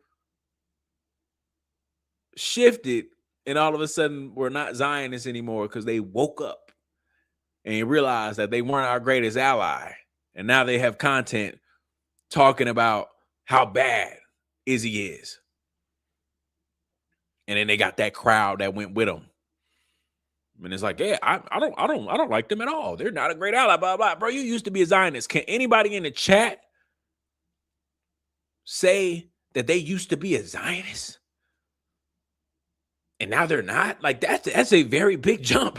Like, that's a very big jump. Now, saying that you used to be like a Trump supporter and now you're not, that's different. That's different. I could feel for you. But Zionism, you knew what you was doing. You knew what you was doing pushing all of that. Zionism is a different ball game, bro. That's not like, oh, I just love Izzy. No, like you really are in the weeds of things, bro. If you really claiming to be a Zionist. And so all of these people used to be Zionists. And now then all of those people somehow conveniently either were fired or branched off to do their own thing to then all of a sudden be anti-greatest ally. Right? So that's what I think is happening here. I think they've been hearing that we, the people, have been talking about this uniparty. There's no such thing as left and right. No such thing. Left wing, right wing, same bird. We have been saying that for a minute, especially since the Charlie Kirk situation, especially then. But I felt that way a while ago. I already told y'all I didn't vote because I was like, nah, bro, something's off. I didn't know it was going to be this bad. But I was like, no, something's off, bro. They all sound the same. It don't matter who's in office. The same thing happens. But I think that they've been hearing what everybody's saying about the uniparty and the left wing, right wing, and there's no such thing and all of that. So now it's so convenient that now all of a sudden, Tucker Carlson, the person that's been preaching Republican Party for, well, I guess he was a registered Democrat for half his life, but then he was a diehard Trump supporter. He supported Trump throughout all of Trump's legality problems and all of his weird past history. He still was a diehard Trump supporter, diehard Republican, diehard MAGA, all of them. And now all of a sudden now it's no such thing as a party. It's no such thing as left wing, right wing. There's no such thing as Democrats, Republicans. Bro, that's because they heard us. That's why I keep trying to tell people that we are more powerful than we think. We don't give ourselves enough credit. They are listening. This right here is controlled op right here. They've been listening to us. So now they think that they're going to represent us because they know that there is a large handful of people that would be like, oh my gosh, they're saying the same thing that we've been saying. I've been waiting for somebody to say there's no such thing as a left wing and a right wing. I've been waiting for and now all of a sudden, so conveniently, we have people who used to represent the right heavily played a role. I'm not saying it's 100% their fault, but they played a role in Trump getting elected. So they played a role in the damage of America. Right? I'm not saying it's the voters' fault because, bro, first off, the voting is an illusion. So I would never blame any of us regular folks that were watching TV and we listened to something on the TV. It sounded good. It sounded like they were in our best interest to go vote for them. We went out and vote for them, and they completely lied to us and hit a 180. That's not our fault. But guess whose fault it is? These people. Because they're getting paid to push propaganda. They're getting paid to go out and do these campaigns and get Trump elected. They're paid to do that. So they played a role in the damage of America. And now they're going to sit here and talk about America is so hurt and damaged. And what are we going to do? And blah, blah, blah. No, y'all, what you mean? Tucker, you was on Fox News pushing propaganda. What are you talking about? But that's my opinion, though. I think that this is control op. I think it's so convenient that we get so close to the midterms and so close to all that. Now, all of a sudden, these people want to come out and say, nah, man, I think that there's no such thing as a left wing, right wing. Oh, it's easy for you to say coming from the right wing. We've been saying that. But I just think it's theater. I just think that they know that they've been hearing us. But these people are not the ones that I trust 100%. But again, if I had to choose, I think that Thomas Massey and Joe Kent would be the best option. But again, I don't trust it at all. I don't trust it at all. Because Tucker still is a diehard JD Vance supporter. He supports Erica Kirk. Y'all just seen the website.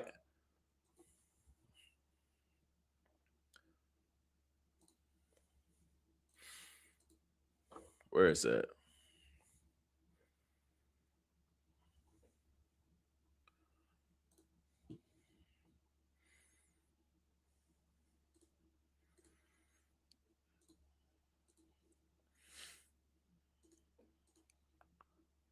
Y'all just saw the website. Vance Kirk 2028 with a countdown. Right? So people joked and talking about who gonna vote for that. I guarantee you Tucker Carlson will vote for that. Or at least support it. So it's like, I don't know, bro. And yeah, right. Whatever we have now is not working. It's not working at all. It's not working. And then also a third party is just right. It's super convenient now. Now they want to come out and like, come on, bro. After they've already built a life shilling. These people already built a life shilling for Trump, for the Republican Party, all that stuff. Now, all of a sudden, I heard Tucker Carlson say it in his video the other day. It might have been like yesterday. He was just talking about how the country is just, what are we gonna do, and all of the other stuff. And I'm just like, what are we gonna do? As you are sitting on millions because you were shilling, and for Fox News, you were paid to push propaganda, right? And paid to get Trump in office. And now you sitting on millions, right? And hey, it's all of them, bro. It's all of them. Again, Megyn Kelly branched off. I feel like it's controlled op. She's definitely controlled op, right? Everybody else, I can kind of have a conversation with people about.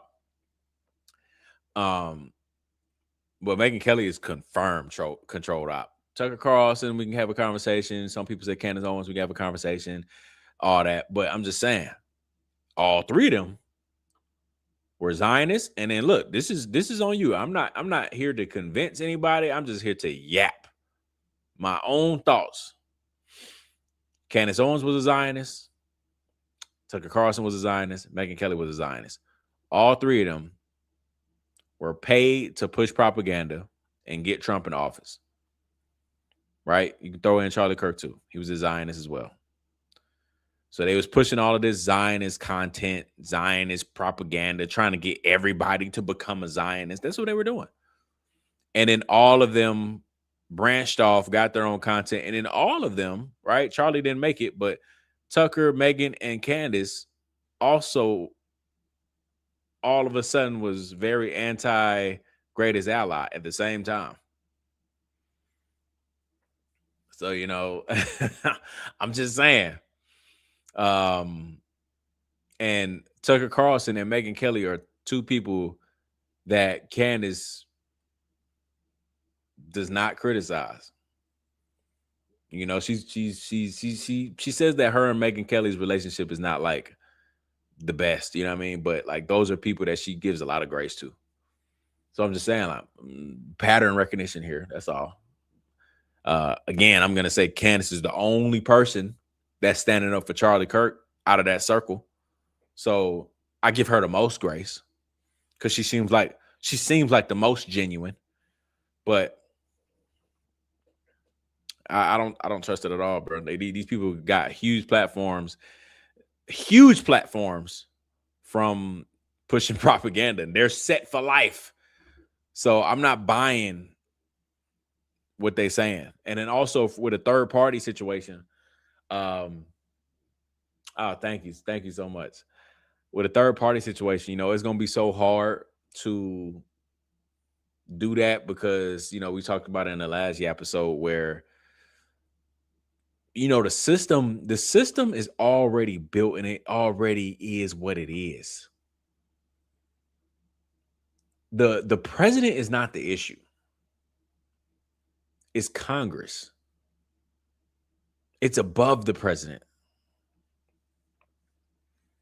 The president doesn't even control everything. It's Congress.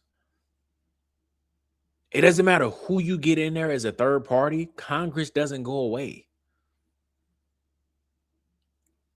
So you can get Thomas Massey and Joe Ken in there. That don't mean nothing. Congress got other plans. They're like, look, bro, you could be the face. You could be the face and the pretend enforcer, like you running something, but you don't run a dang thing over here, big dog. So the third party thing is not, it's not a real thing, bro. Because even if, I wouldn't do it.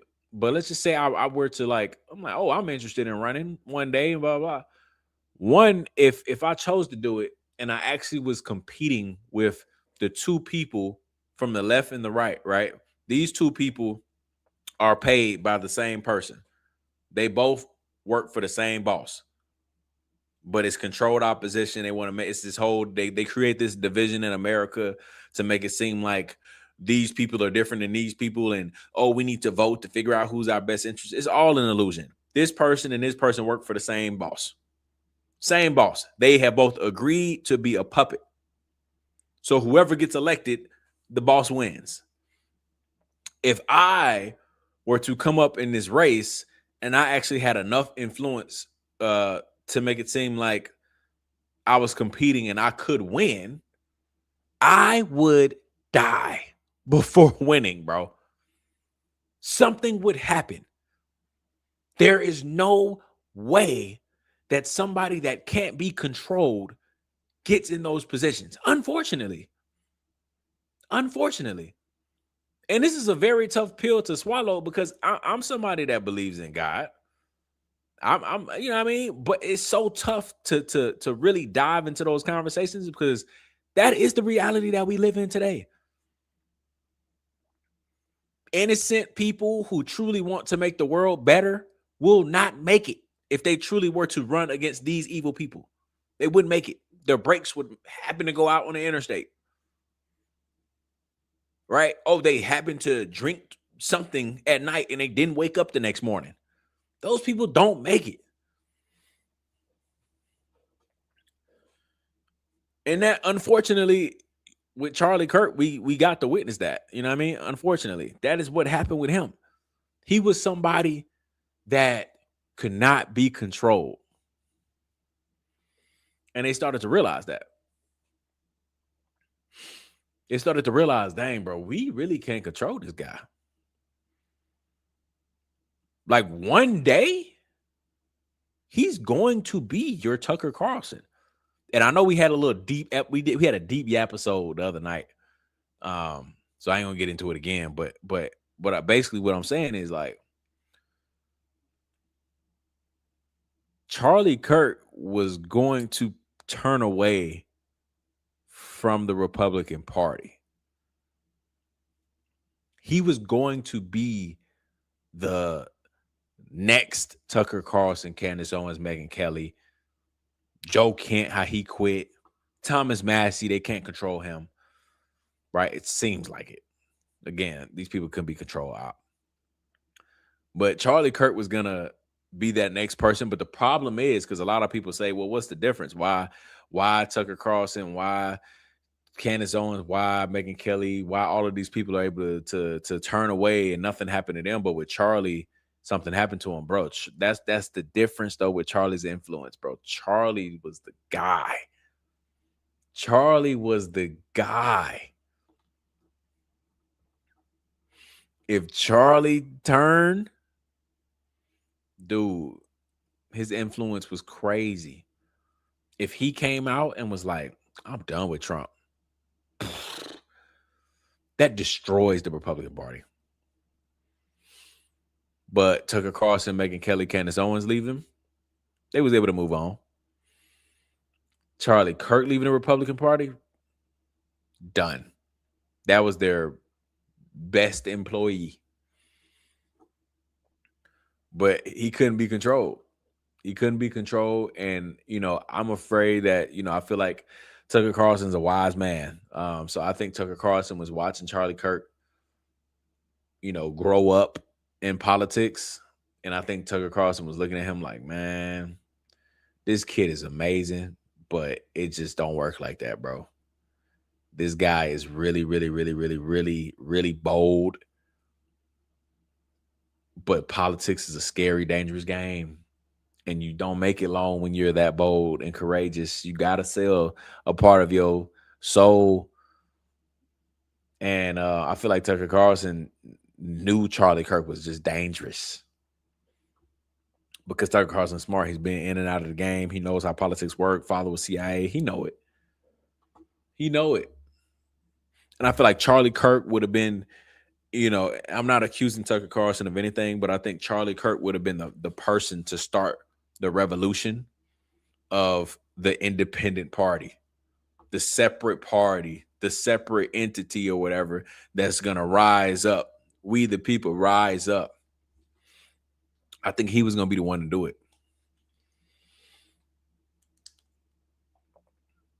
Just with how the world is going on right now. Obviously, hindsight is 2020. Like, I couldn't even imagine Charlie being alive right now with Iran going on, Trump posting crazy, questionable things on Truth Social, Trump posting that picture of Candace, Trump calling everybody stupid, ugly. I couldn't even imagine Charlie being alive right now throughout all of that. He probably would be stressed like Michael Knowles outside because he's like, how do I keep defending this guy? How can I keep defending this guy? So that's why I feel like, he was gonna step away, like he was doing in those last text messages. I think he would have. Why not just let CK go to jail? No Trump pardon and get rid of him that way. I just don't think that would have been enough, man. That would not have been enough. He still would have had a voice some way and somehow. He still would have got out of prison eventually, some way and somehow. And so, what they did ultimately worked. I mean, shoot, they silenced them. And look at this. We over here sitting here arguing about if a skinny 5'10", 175-pound man that had a thin black shirt on with some skinny jeans, we're sitting here arguing if he had a full rifle in his pant leg. Like, it is the dumbest psyop ever, and it works. Because we're sitting here arguing over the dumbest details of this case. The dumbest details of this case. I don't think us as a society has ever questioned so many dumb, just not possible things. That has never happened in our life. But they want us to just, hey, anything's possible. Yeah, bro, anything's possible, but I've never seen it happen. Okay. I've never seen it happen. That's a cop-out. To say anything is possible is a cop-out answer. What's the likelihood of it happening? Under 1%? Okay, cool. Can you show me that under 1%? You can't. So let's just say it's not possible until you can show me. But now we're sitting here arguing over the dumbest things in this case. And it worked. And I truly think that this is exactly what it's turning into, is just a political conversation of like, how do you feel about the Charlie Kirk situation? And then you're able to like gauge what side of the aisle people are on. Similar to like Izzy. It's almost like the Izzy conversation has now changed to Charlie Kirk. Because people used to ask the campaigns when they go on these political debates and stuff like that. And people used to ask the question. It's a super weird question, but like they literally would ask like 7 candidates on a panel of like, how do you feel about Izzy? And they would go down the line of being like, I just went there last month. I loved it. I kissed the wall and and I'm like, bro, these people are weird, bro. And I remember, I think it was, what's his name? Mom Donnie or something like that. Like, I don't rock with what he got going on either. But like, I remember he got a whole bunch of hate because everybody was like, he was like, bro, I don't care about them. Like, I don't care. Never been over there. I don't want to go over there. And he got so much hate. And I'm like, it's literally a political question. They do that on purpose. And I think now that's what's going on with Charlie Kirk thing. They're going to be like, how you feel about the Charlie Kirk thing? And if somebody's like, man, something's off. They're like, oh, conspiracy theorists, blah, blah, all this other stuff. But if somebody's like, man, that Tyler Robinson kid, man, that transgender furry guy, yeah, he definitely did it. And they're like, oh yeah, we need this guy. We need this guy on our team. He can run for office. He can run for this. That's what they want, bro. That's what they want. Charlie Kirk has turned into some just political conversation. It's so crazy. Charlie's teaching the world through man. They're really making everyone paranoid and so untrusting. It's pathetic and sick, and it's all for money. That's all they care about. Yeah, ever since Charlie Kirk, I mean, I didn't really trust a lot of people anyway, but ever since Charlie Kirk, man, my eyes have opened bigger than ever. I'm like, ooh, man, you start looking at people and it's, you know what I mean? It's like, oh, nah, this person seems off. And hey, there's nothing wrong with that. Charlie said himself, keep asking questions because it's the only thing that keeps you free. And then when somebody does ask you questions, don't don't call them Blake Bednarz. I feel like that's tough, bro. Blake Bednarz do be tripping, but it's tough that people are just like referring to people that it's almost like they associate crashing out with Blake Bednarz. I'm like, that's tough, bro. Don't do him like that. You don't think Tucker is genuine about this third party? No, I don't, unfortunately. I know he seems like the soft teddy bear, and he always has that face like he's so genuine and so concerned for America, even though I was paid to push propaganda and I hold responsibility in everything that's going on in office right now. But I'm going to pretend like I'm just so devastated. And what are we going to do? What are we going to do? You're a millionaire. You're fine. You're fine. Us though, I don't know what we're gonna do. You benefited off of lying to everybody, but I don't know what we're gonna do. We'll figure something out. How about that? I'll figure out what I need to do to hopefully prepare my kids for this world. because what you did is get this guy in office and just made everybody else's life much harder. But hey, you continue to pretend like your life is super, super affected. We're living in idiocracy. Did you see the screwdriver discovery thing going around today? No, I didn't see that. I gotta go look at it. Could you imagine Tucker as president and standing on stage laughing? I ain't gonna lie.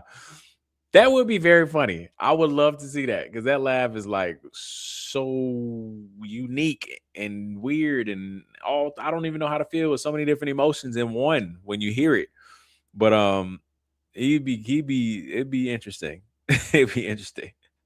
I mean, Trump is still funny. I'm not gonna take that from him. Trump is still funny because he was on stage the other day. I wonder if I can find it. they asked Trump something about the WNBA. The WNBA is like going through something with like men trying to join WNBA. It's some weird thing going on with like transgender and all that. And I think they asked Trump something about that. It was like, how do you feel about the WNBA doing all that? And I think he was like, man, I would ask LeBron if he was interested in being a woman. And I'm like, bro, Trump is funny, man. He's always been an interesting individual. And let me see. Let me check some of my bookmarks.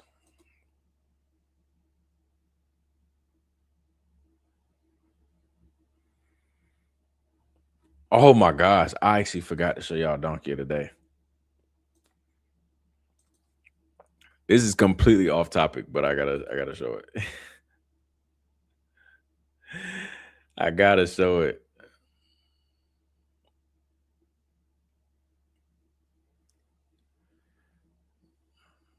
For the ones that don't know,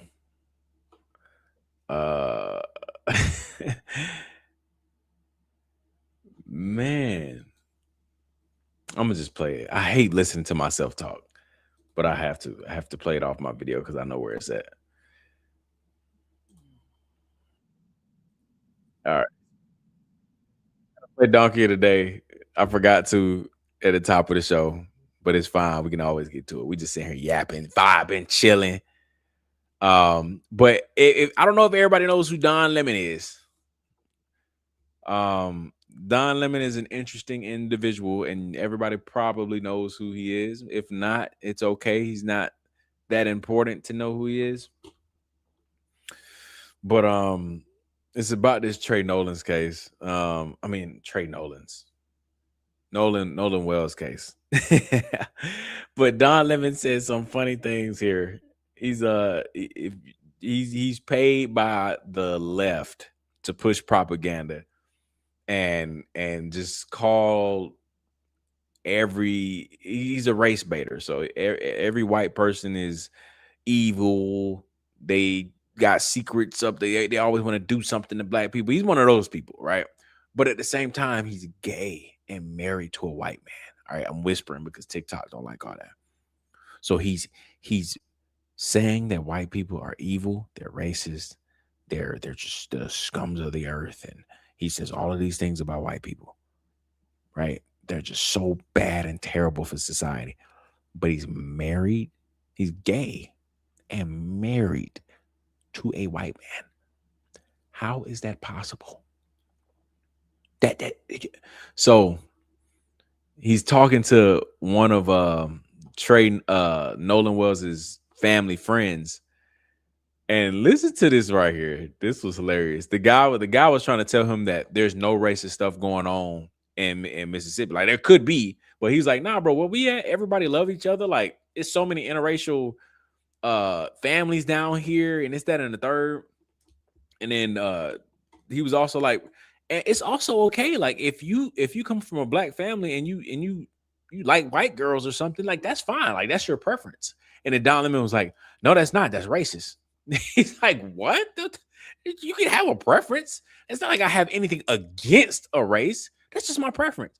But look at this. Listen to this comment right here from Don Lemon for Donkey today, because this had me rolling, bro. And you're obviously going to see me dying laughing. So please don't say anything. I'm already cringing at myself right here. A different definition. Like Asian, does that make him prefer kid? He's 46 and he's sitting here trying to tell this man, you just don't understand because you live too close to it. You just don't get it. He's 46 years old. He's trying to tell you what his community is like. And Don is like, nah, you just don't get it. Not having mixed kids, that's all. That is not that you are in the whole other realm. He prefers not to date a black woman. He prefers to marry an Asian woman. So does that make him prejudiced against black people?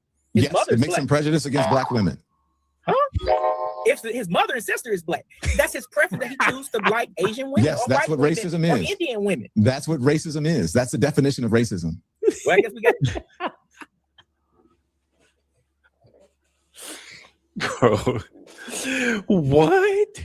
A different definition this against black people. Black woman, he prefers to you are in the whole black other man realm. Prefers not to date a black woman. He prefers to marry an Asian woman. So does that make him prejudiced against black people? Yes, it makes him prejudiced against black women. If his mother and sister is black, that's his preference that he chooses to like Asian women. Yes, or that's white what racism women, is. Or Indian women. That's what racism is. That's the definition of racism. That is not the definition of racism. Just because you have a preference and just because you like white girls, just because you like Asian girls, it does not mean you're racist, bro. But Don, he said, what if you're a black man and you just prefer Asian women? What if you just like Asian women? Does that make you racist or prejudiced? He said, yeah, that makes you prejudiced against black women. Only black women. Again, only black women. But racist is just the color in general. It's the ethnic, well, not ethnic, but it's the color in general. But he is a panderer, right? So he always is trying to get black women routed up. And on his side, he panders to them. That's his job. So that's why he's like, it makes you racist and prejudiced against black women. He's like, first off, his mom is black, his sister's black. So how is he racist and prejudiced against black women? Secondly, if you're racist, how are you only racist towards women that are black, but not anybody that's black? Like, oh my gosh, bro. And like that's literally not the definition of racist. And he was just race baiting this entire video. The entire video, it was so annoying. Obviously, I posted it if anybody wants to watch the whole thing. It's on a regular videos. It wasn't a live. I posted it today or yesterday, one or the other. But I just thought that was hilarious because even the guy is confused. The guy is like, how am I racist to black women if my mother and sister are black? I just like white girls. That's my preference. Prejudice against to date a black woman. He prefers to marry an Asian woman. So does that make him prejudiced against black people? Yes, it makes him prejudiced against black women. If his mother and sister is black, that's his preference that he chooses to like Asian women. Yes, or that's white what women, racism or is. Indian women. That's what racism is. That's the definition of racism. So my question would be right back at Don. Can black people be racist? Because their talking points on the Democratic and liberal side, all of that, they love to say black people can't be racist. So he just said that in this hypothetical, this black person is racist. So then I would have followed up and said, okay, Don, well, can black people be racist? Because I guarantee you, he would have said no. But like, I can't stand listening to Don Lemon, man. That dude is another guy that was paid by the left and CNN and all that to push propaganda and narratives and agendas and all that other stuff. And then he literally got fired from CNN just to do the same thing. He still pushes mainstream media topics. It's like, oh my, I can't stand that guy. And then again, in that whole video and his whole stance is him just talking about how evil and bad white people are and how racist they are. But he's married to a gay man. He's gay. He's married to a white man. That's what I meant to say. He's married to a white man. But he's sitting here trying to tell everybody how evil and bad white people are, except his husband. His husband is different. His husband doesn't fit in the category. It's ridiculous, bro. Learn Lemon chapter 2, section 1. Dude, Don was killing me with the circular logic in that video. Yeah, that's what I'm saying. It's crazy. I just found out about Tucker's text from a couple of years ago saying he hated Trump. Tucker, whoa. Excuse me? What did you say?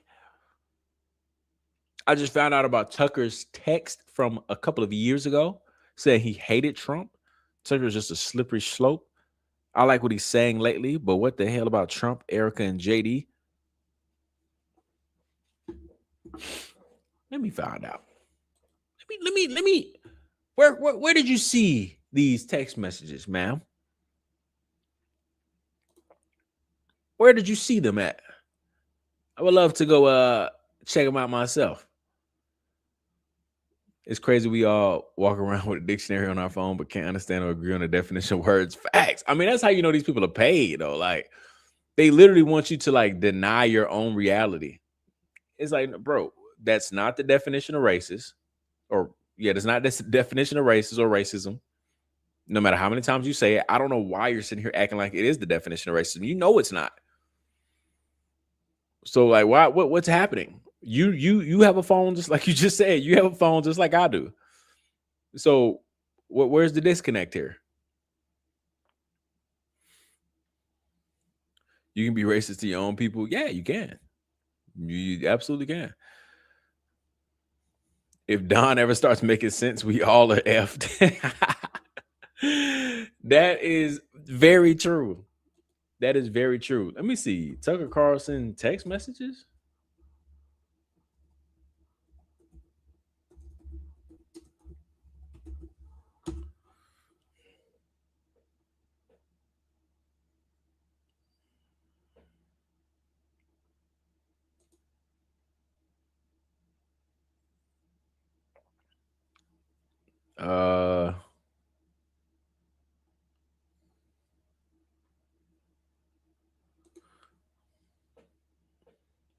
Hold on. I'm gonna play a video right quick. I'm trying to figure this thing out. Okay, so forgive me if the video has nothing to do with anything.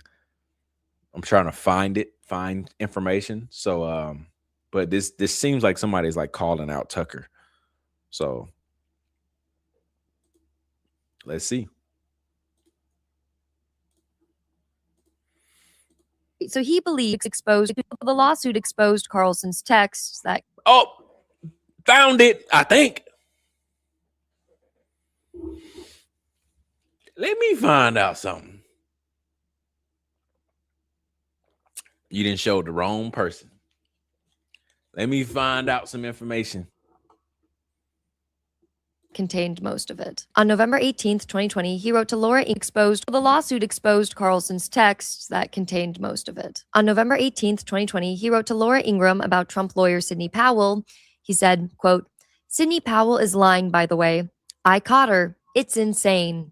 Close quote. Wait, so he believed and then he caught someone in a lie. He told his coworkers that it was a lie and then told all of us that it wasn't?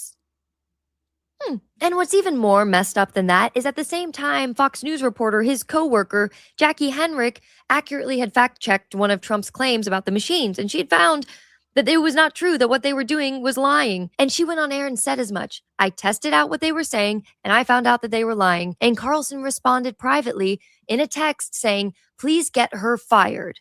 Seriously." Close quote. And it gets even better because please get her fired.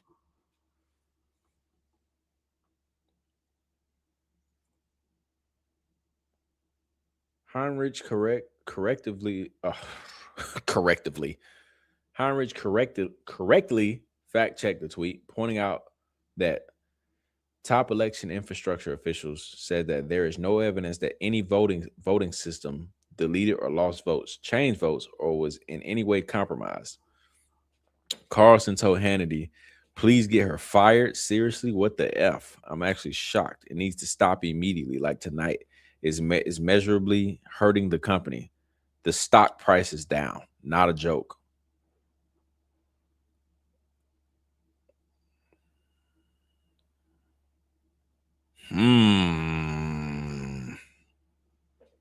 Serious. Carlson responded privately in a text saying, "Please get her fired. Seriously." Close quote. And it gets even better because then he said that her correction was hurting the company and driving down the stock price. So he not only identified a liar in private, but then he tried to punish a journalist for telling the truth. Okay. And he tried to push back on this and was like testifying that he had seen evidence of widespread fraud. So disbelieving Powell did not necessarily mean that he believed the entire election was clean. But that's not the claims that were made in his text. I mean, those are the strongest counter arguments he can think to make, and neither of them changes any of the Henrich messages. And then there are the really damning messages. his private views on Trump. Tucker wrote that he hated Trump passionately. He called him an undisputed world champion of destroying things and, in a message to his producer, quote, a demonic force, a destroyer, end quote. A message to his producer, quote, a demonic. After January 6th, trying to thread the needle between the truth and pressure from his viewers and sponsors became even more difficult. Late on January 6th, Carlson texted with, fight for that Trump is a demonic force, a destroyer, but he's not going to destroy us. On January 26th, Carlson invited his leading sponsor, Mike Lindell, on his show, where Lindell spouted these same conspiracies on air after previewing them for Carlson's staff during a pre-interview. Ooh, Tucker, I didn't know, brother. I didn't know, brother. Force of destroying things and, in a message to his producer, quote, a demonic force, a destroyer, end. That makes 2024 pretty awkward, doesn't it, Tucker? You know, that was his private assessment written to people he trusted when he thought nobody would ever read it. And what did he do to you in 2024? He told everybody to vote for Trump.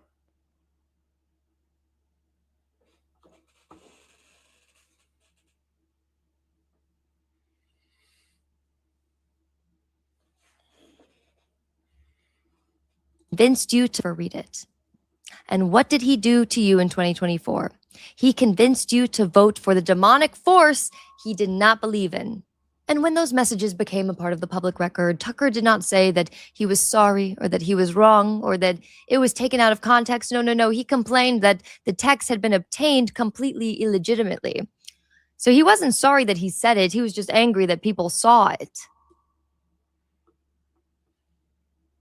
It's the same stunt TPUSA pulls too. How dare you expose Charlie Kirk's text messages? How dare you share private text messages? That's illegal. Versus what's in the text message. Apparently. Out of context, no. He complained that the text had been obtained completely illegitimately.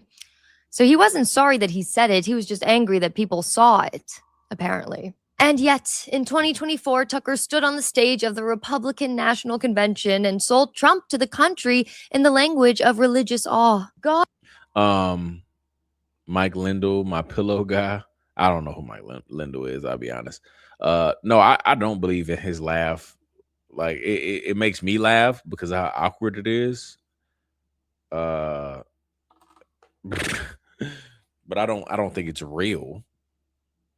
It's very weird. Some people try to tell me that he does it to like for like awkward silences. It's like him trying to like, I don't know, but nah, it don't seem real. But this ain't helping Tucker Carlson's case at all.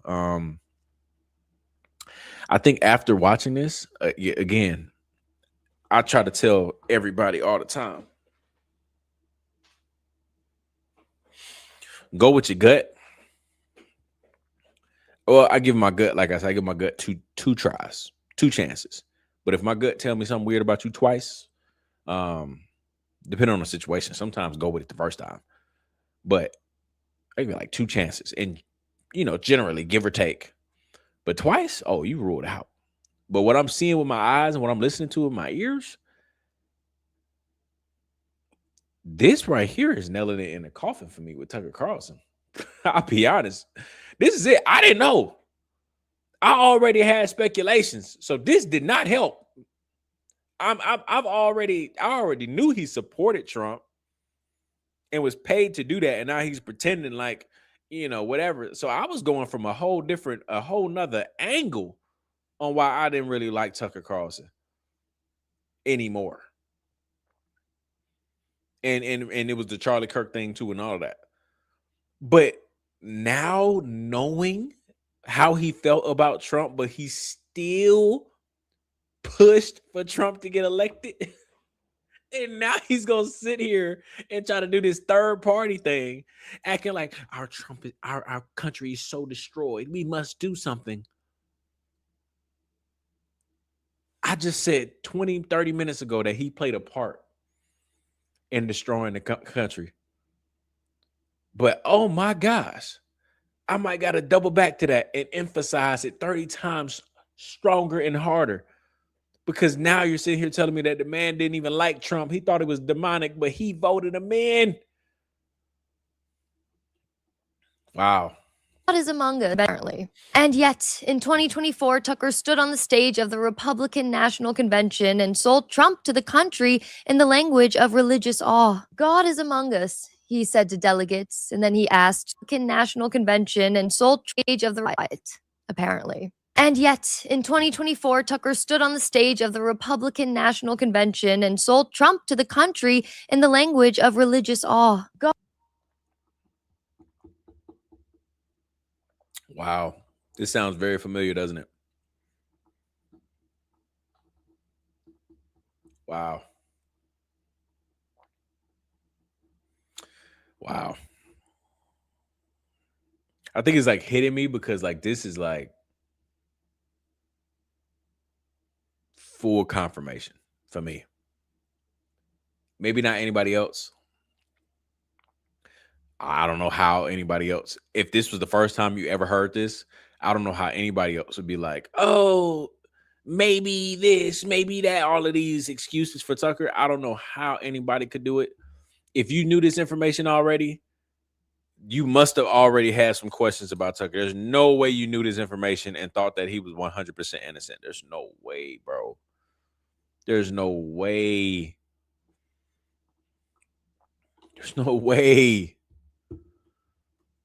God is among us, he said to delegates, and then he asked sarcastically, this is the selfish guy I've been hearing about for the past 9 years? Like, come on, Tucker, you're the one who we heard it from. He also was reportedly the one who urged Trump to choose J.D. Vance as his running mate, so it makes you wonder how close to Peter Thiel this anti-surveillance man really is. He appeared at all of the rallies during the final days of campaign. A man who called Trump a demonic force was warming up the demon's crowds so that we could vote for him, and then look at what it's caused. You know, a lot of profit for Tucker Carlson, I will say that. Wow. Man, I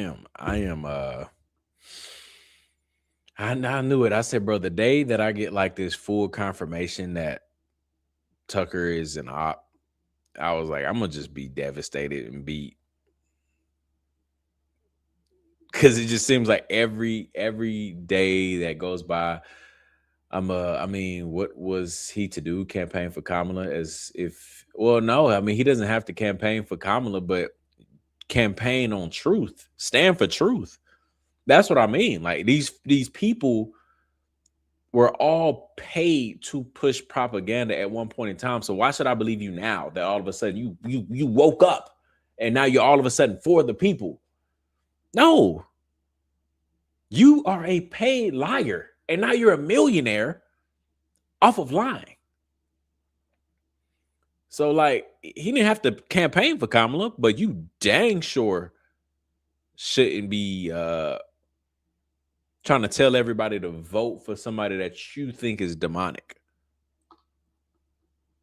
That's crazy. Who were Tucker's parents? His dad was CIA. I don't know. He said him and his mom wasn't that close. Like, at all. That's crazy. Do I think Charlie hated Trump too? Man, I'm not gonna hold y'all. This kind of goes right back to that deep conversation we had the other night. I think Tucker was watching from afar and kind of just like scoping out Charlie Kirk, being like, man, this guy.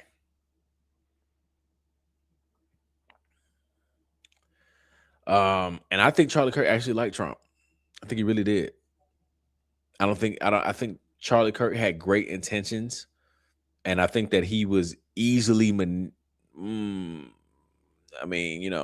manipulated and naive to how two-faced people can be, because when you're high up like that, they do in fact manipulate religion and weaponize it. So I feel like Charlie Kirk, coming from a place that, to me, in my opinion, he seemed very genuine in his faith. And so I feel like yeah, I just think that I think he really did like Trump. When you watch his content, it's like, bro, he really did. And we don't even have any proof of Charlie Kirk and Trump beefing or any of that. You know what I mean? Maybe down the years or down the road, maybe something would have came out. Who knows? But from what we know, in his 31 years of life, or I guess 30 years of life, because I think he died at 30, or maybe he died at 31. But in that time, all we know is Charlie Kirk to just praise and love Trump and be best friend with his son, and everybody called him Trump's second son.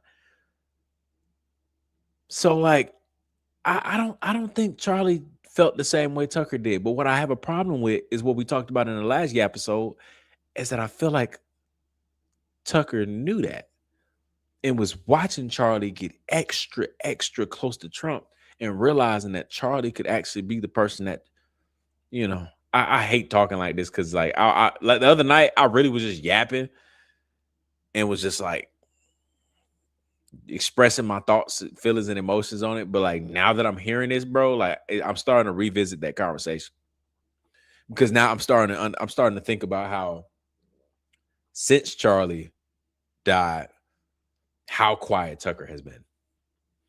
Since Charlie died, how close Tucker is with Turning Point USA and Erica, and why he chose to take that side.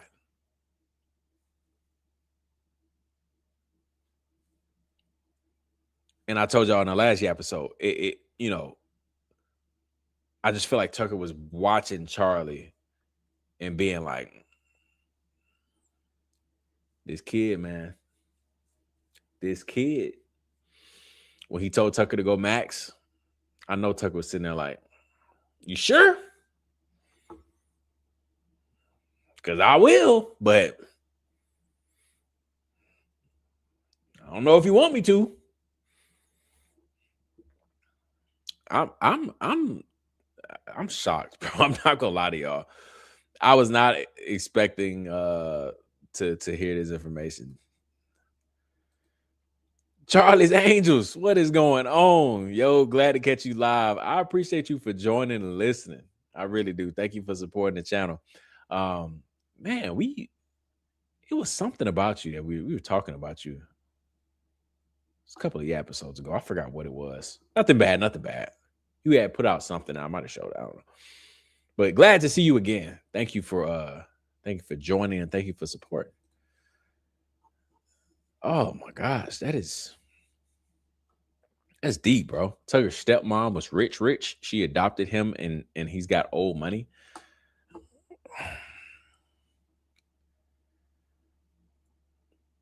They got him on his weakness that he wanted to be married. Yeah. Yeah, they got him on that. We talked about that. I feel like they just used him and he was unsuspecting. Yes, Candace, yes. That's what I'm saying. Like we literally was just talking about that 2 nights ago. We was just yapping about that. I really was not like, you know what I mean? It was just thoughts, but I was like, that's hard to see, but like, is it really? I kind of see it now. I really do. I kind of see it. I kind of see Tucker Carlson kind of like watching in the dark, like on some like weird low-key villain type thing.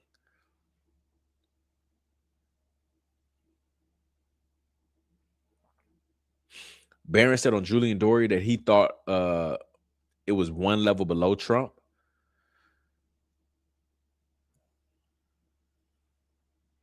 Like the assassination? Like what you mean?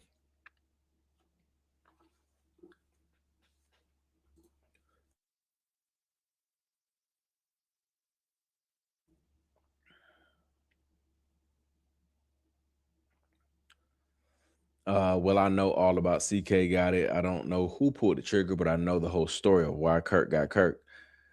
They were going to make Kirk president. Yeah. I feel like Tucker doesn't want to get dragged into it, but what he's saying is enough to read in between the lines. I don't know. I don't know anymore. I'm not gonna lie. Like after listening to that, After listening to that, why would Tucker say anything? Now it makes sense why he's silent. I don't have to speculate anymore. Like, everything is starting to come together for me on why Tucker Carlson hasn't said anything this entire time. I told y'all in the last episode, I think Charlie would have been the one to lead the next wave of, you know, the revolution. And I'm really not trying to accuse Tucker Carlson of like knowing that, and now all of a sudden he's doing it in a way. But you know, I don't know, man. These are tough conversations, man. I don't know. I should have known the other kids. They all called me Mr. Glass. Tucker starts laughing in the background. Is Tucker a suspect now or what? Tucker is for sure what happened recently. Man, I can't even. I'll tweet about it. I'll tweet about it tonight. Whenever we get off, and you'll see it if you go on X. JD Yapper one on X. I'll because I don't want to retweet nothing yet. I just want to, because that's crazy. The lawsuit exposed Carlson's texts that contained. But yeah, that gave me my confirmation. That gave me my confirmation that Tucker is in fact control op. I'm sorry, like that. That's it. That's it for me. I'm out. I'm out. I'm out.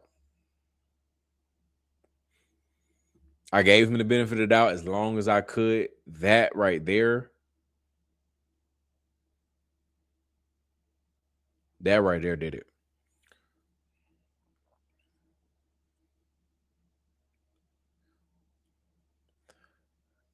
It has the laugh of a low-key villain. Barron was Gavin McKinney's lawyer. Gavin founded the Proud Boys in September 2026. September 2016. Was that crazy? His religion teaches either you are hot or cold. You have to choose a side. No being like warm or lukewarm. That's how you know it's being. I mean, that's a very great point. That's a very great point, because the Bible does talk about being lukewarm. But that's a good point. You know, saying that you support Erica and support all of that, you know, there's a conversation, but I can see how somebody would be like that is being lukewarm. Because why you sitting here? Why you playing with them? Why you trying to say you like them and support them and all this other stuff, but at the same time, like, I don't know, you dibbling dabbling. You trying to play both sides. But this ain't no ordinary both sides. This is like you playing with the side of evil and you trying to play with the side of good. Nah, stay over there. But now it makes sense, right? I mean, we've been kind of speculating that he's been trying to keep Turning Point USA in his pocket, so that way, I don't know, maybe he can use them one day. Maybe he can get their support one day. He doesn't want his audience to turn on him, because he's going to need his audience and support if he's going to do this third-party thing. I don't know, bro. I don't know, man. My stomach is kind of sick. It's kind of sick. I had an inkling. I had a little feeling, but you can't play both sides. It's good versus evil. Absolutely. I had a feeling, but them text messages, man. Woo. I'm late. What did Tucker do? Text messages were exposed of Tucker in some type of lawsuit, where he is basically saying he hates Trump. He hates Trump. He's a demonic force, and all that stuff. In 2021, he did not like Trump at all. Told everybody he did not like him. Told everybody he hated him. Said he was demonic. But we all know what Tucker Carlson did in 2024. And also used religion when he got up there to praise Trump. So that just rubs me so wrong. So wrong.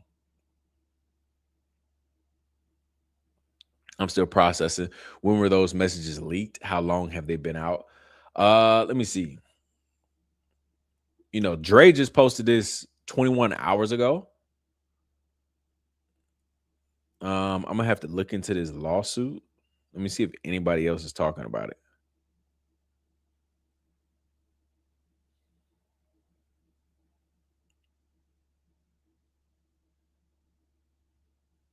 That's crazy. For the ones that don't know,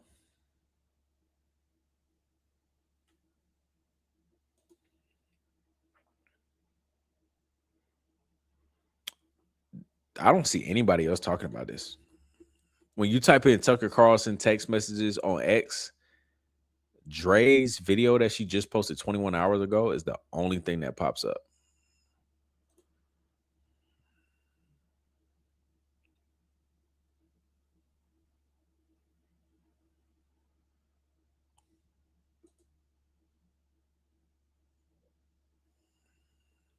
Let me see what Dre says about.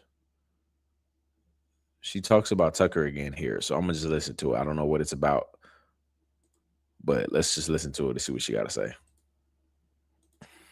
War. And he says that the working people were abandoned and which brings us to Tucker Carlson. Yes, Tucker Carlson, the man at the head of the table. This is his cabin that they're in, and he has said a lot of things this year that I agree with. Let me just start there. You know, he's been one of the most prominent voices against war, and he says that the working people were abandoned and towns were hollowed out and both parties have stopped caring. And yes, go off, Tucker, I agree. Those are all things that I absolutely agree with. In fact, I just have to say one of the most satisfying media events of this decade was when he confronted Ted Cruz over the Iran war.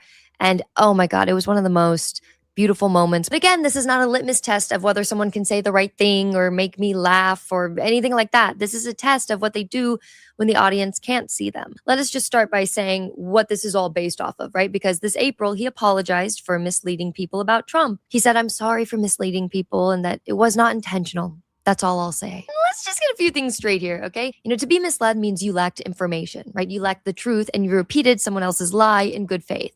That is the definition of being misled. When the truth and money are pointed in opposite directions, he chooses the money every time. He has shown us who he is. And again, I'm not saying that growth is not possible.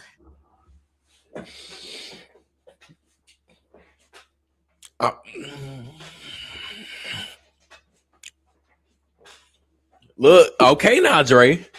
About to get, look, she preaching. She preaching right now.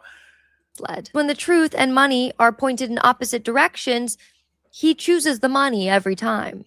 He has shown us who he is. And again, I'm not saying that growth is not possible, but his apology is built off of the precipice that he was misled. And you can only be misled if something happened to you. And this was something that he did to you. You were misled, the viewer, the audience. You know what? I might even have a little more respect for him if he said, "You know what? I misled you. And I'm sorry, okay? It was intentional and it was wrong."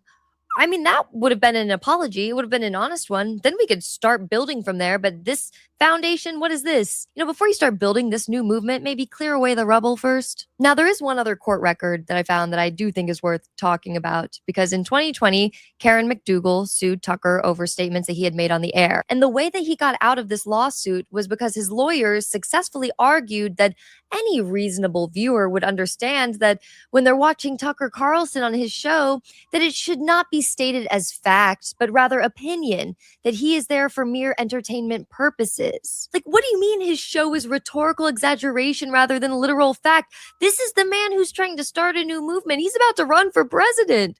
This is Trump 2.0. Oh my God. And look, I don't disagree. Tucker is an entertainer. I mean, he's probably the most talented broadcaster alive. His interviews with Ted Cruz, like I said, top tier. I don't want him going anywhere as an entertainer. He is perfect right where he is. His record also does contain some real credits. You know, he publicly has recanted his support for the Iraq War and said that he was ashamed, and he has stood by that shame since. I believe that is a conviction of his. But the fact that he can show that conviction is why all the rest of this matters. Because multiple things can be true. You know, he is gifted, and he is also willing to mislead his audience when it serves him. And that's really hard to hold at once, especially when we're looking for hope right now. And I get that. But the same instrument that filleted Ted Cruz protected alive because the truth was hurting the stock of the company he was at. That's not somebody you want as president.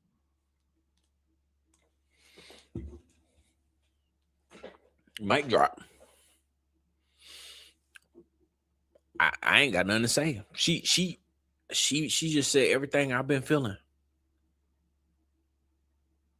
for the last 2, 3, maybe 2 months, 2-3 months. No, I gave Tucker benefit of the doubt for a while. I can't remember when I was like, nah, bro, something's off. Cause you just nah. Maybe since the Joe Kent interview. I think when the Joe Kent interview happened, I thought Tucker was gonna take off after that. I thought that really opened his eyes and he was gonna really just, and when he didn't, I was like, so whenever that was, let me see what that was.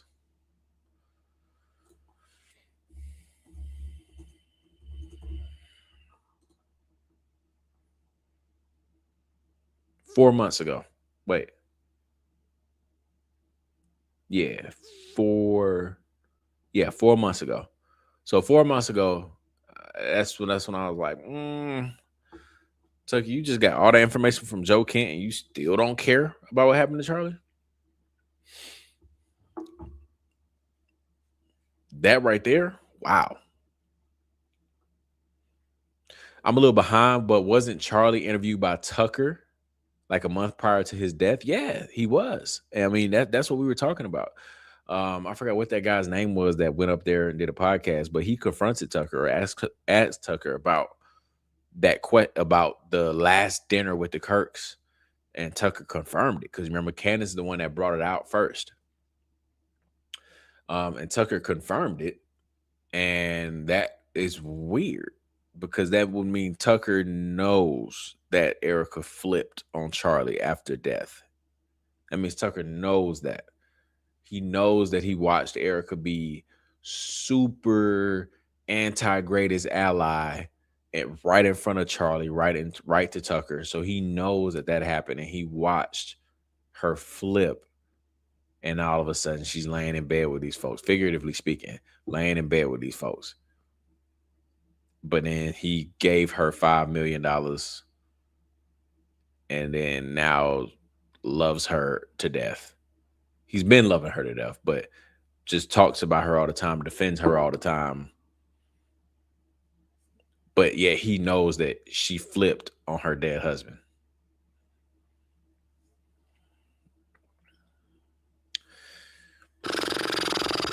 Wow.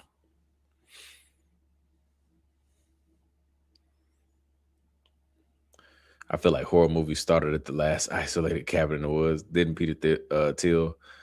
What is it? Thiel? Peter Thiel. Peter Thiel.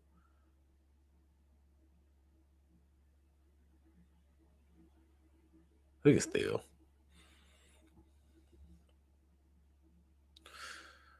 I don't know. I don't know if he did. If he talked about it in Secret Society. She's probably laying in bed with him, not figuratively too. Yeah, maybe. The horror movie started 2,000 years ago. I mean, Tucker has exposed a lot of stuff, but all the other stuff still exists. I like the way she says it better. Yeah, I mean, this goes to the conversation of like controlled opposition. You know, I made a TikTok video about that a couple of weeks ago. I talked about Tucker Carlson, and I was like, you know, I wonder, because people are always saying, oh, Tucker could be scared, right? He's scared to talk about the Charlie Kirk case because he's this, he's that. And I'm like, well, he wouldn't be doing anything different than that he's been doing for the last couple of years, which is criticizing Izzy. He's been doing that. He went over there, right? He talked about this documentary on Bibi Netanyahu. So he's been criticizing Izzy. We talked about that in the beginning of this show, about how he branched off from Trump, and now all of a sudden he's anti-Izzy, but he's been a Zionist this whole time. He was a Zionist, so I don't know, but he was a Zionist, and then now he's pushing all this anti-greatest ally content. He's been talking about them. But then when it comes to the Charlie Kirk case, they could have played a potential role in what happened to Charlie. So I don't know about y'all, but I immediately thought, okay, if you've been talking about Izzy this whole time, and now one of your good friends just passed away, and Izzy could have been involved, I thought that he was going to dive right into that because he's already been doing it. And now he has even more of a motive to look into Izzy. But he didn't. But he'll still talk about them. Go through his videos. He still talks about them. So that's when I was like, it's starting to look like controlled op, bro. It's starting to look like you're allowed to talk about them, but only in these certain topics. Because now all of a sudden, Charlie Kirk is where you draw the line. But Izzy could be involved. So, I don't know, bro. I don't know. Well, I do know. But I just don't want to yap about it all night. Because this is something I'm like, this is crazy.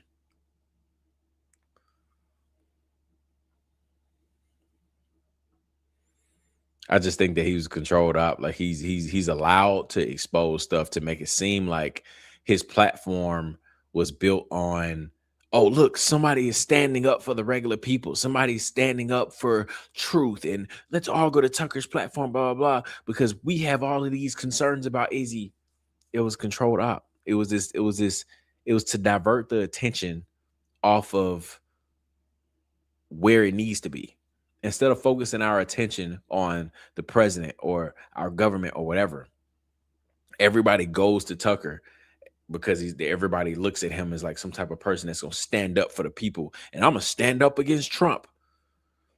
And so everybody goes there and they're able to get all of their thoughts and feelings and emotions out on Izzy and all this other stuff. And Tucker's like, yeah, Izzy's bad and blah, blah.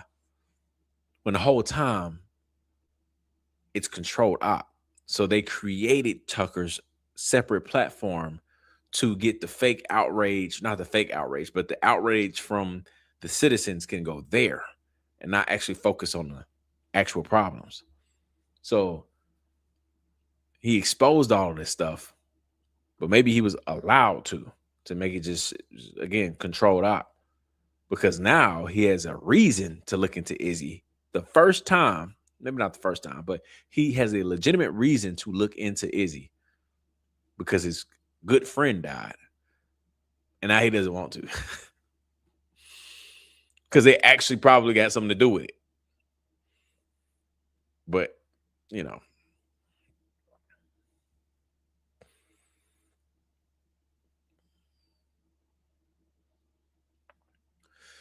He's the guy that created JD Vance. Yeah, I think I'm aware of him. I don't know him like that, but I know his reputation. So I gotta dive a little bit more into him though. But I do know his reputation. I do know that he's not a fan favorite at all.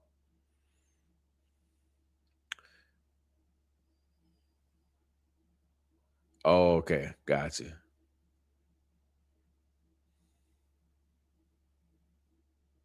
All of his companies work for Intel, CIA, or Mossad. That's crazy. Erica knew Trump from the pageant days. She was 5 years older and set her sights on him. Candace and Erica never loved Charlie. True betrayal. Oh, Candace said Erica never loved Charlie. Yeah, I remember that episode. I was like, dang. That was the first time she said that. Honestly, I forgot Tucker was the one to release the BB files. Right. That's what I'm saying. That's why like it gotta be control op. That doesn't make somebody scared. They talking about Tucker Carlson could be scared. What? He's been talking about Izzy. There's nothing new that would be all of a sudden a new threat to Tucker Carlson. He would have been on the list to get taken out.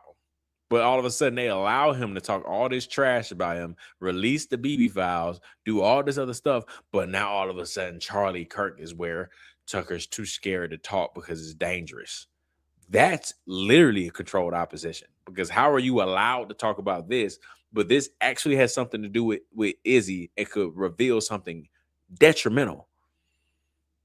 But you don't want to talk about it.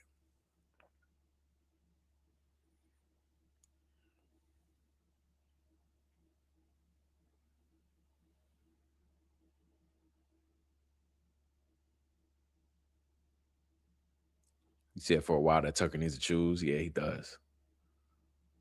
He does. Why is everyone so afraid of the juice? What you mean? Didn't he go quiet when Candace said during Kirk's visit with Tucker, EK was yeah, he did go quiet. He did go quiet. He acknowledged it on that one podcast. I forgot what the guy's name was. I hate that I don't remember because it was a good interview. But he confirmed on that guy's interview that the Kirks did go to his house and have that dinner.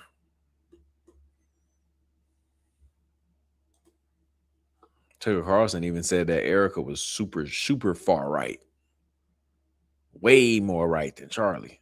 Like, what does that mean?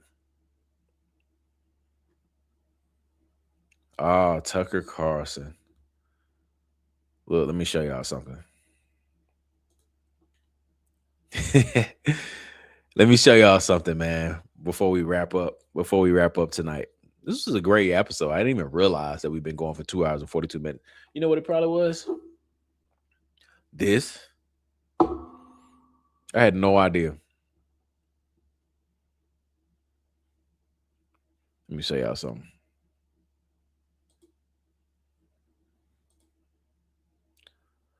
Y'all looking at it?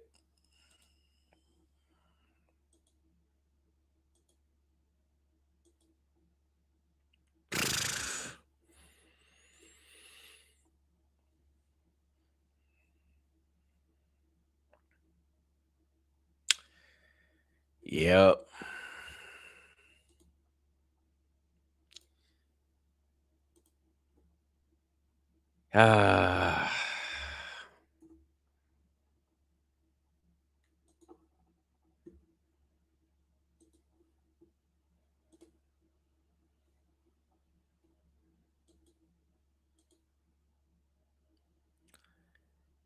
Yep.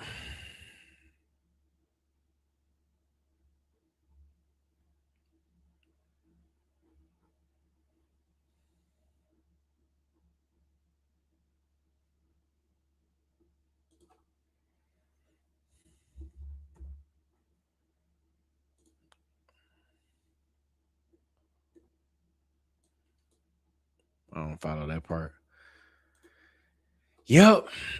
That's it. That's it. I can't, I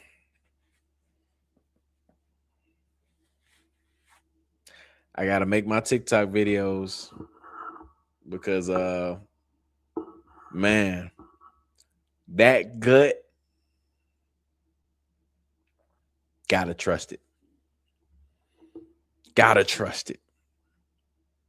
And that's been a hot topic too, man. That's been a sensitive topic. I don't give a freak no more. I don't care no more. I am not at all going to hold back anymore on Tucker Carlson. I don't care. Because at first I was like a little like, y'all know me. I'm gonna say whatever anyway. But there are days where I'm like, I don't know. You know what I mean? I just got a feeling that something's off. So sometimes I don't want to go back and forth with everybody just about a feeling because it's like something that you can't really explain. It's not like I'm sitting here debating facts with you. I'm like, bro, I just got bad vibes from him. And everybody's just trying to like preach down your throat that he's good guy. And I'm like, I hear you, but I ain't feeling it though. But now with this, I don't know how anybody could come to his defense. and just, I don't know.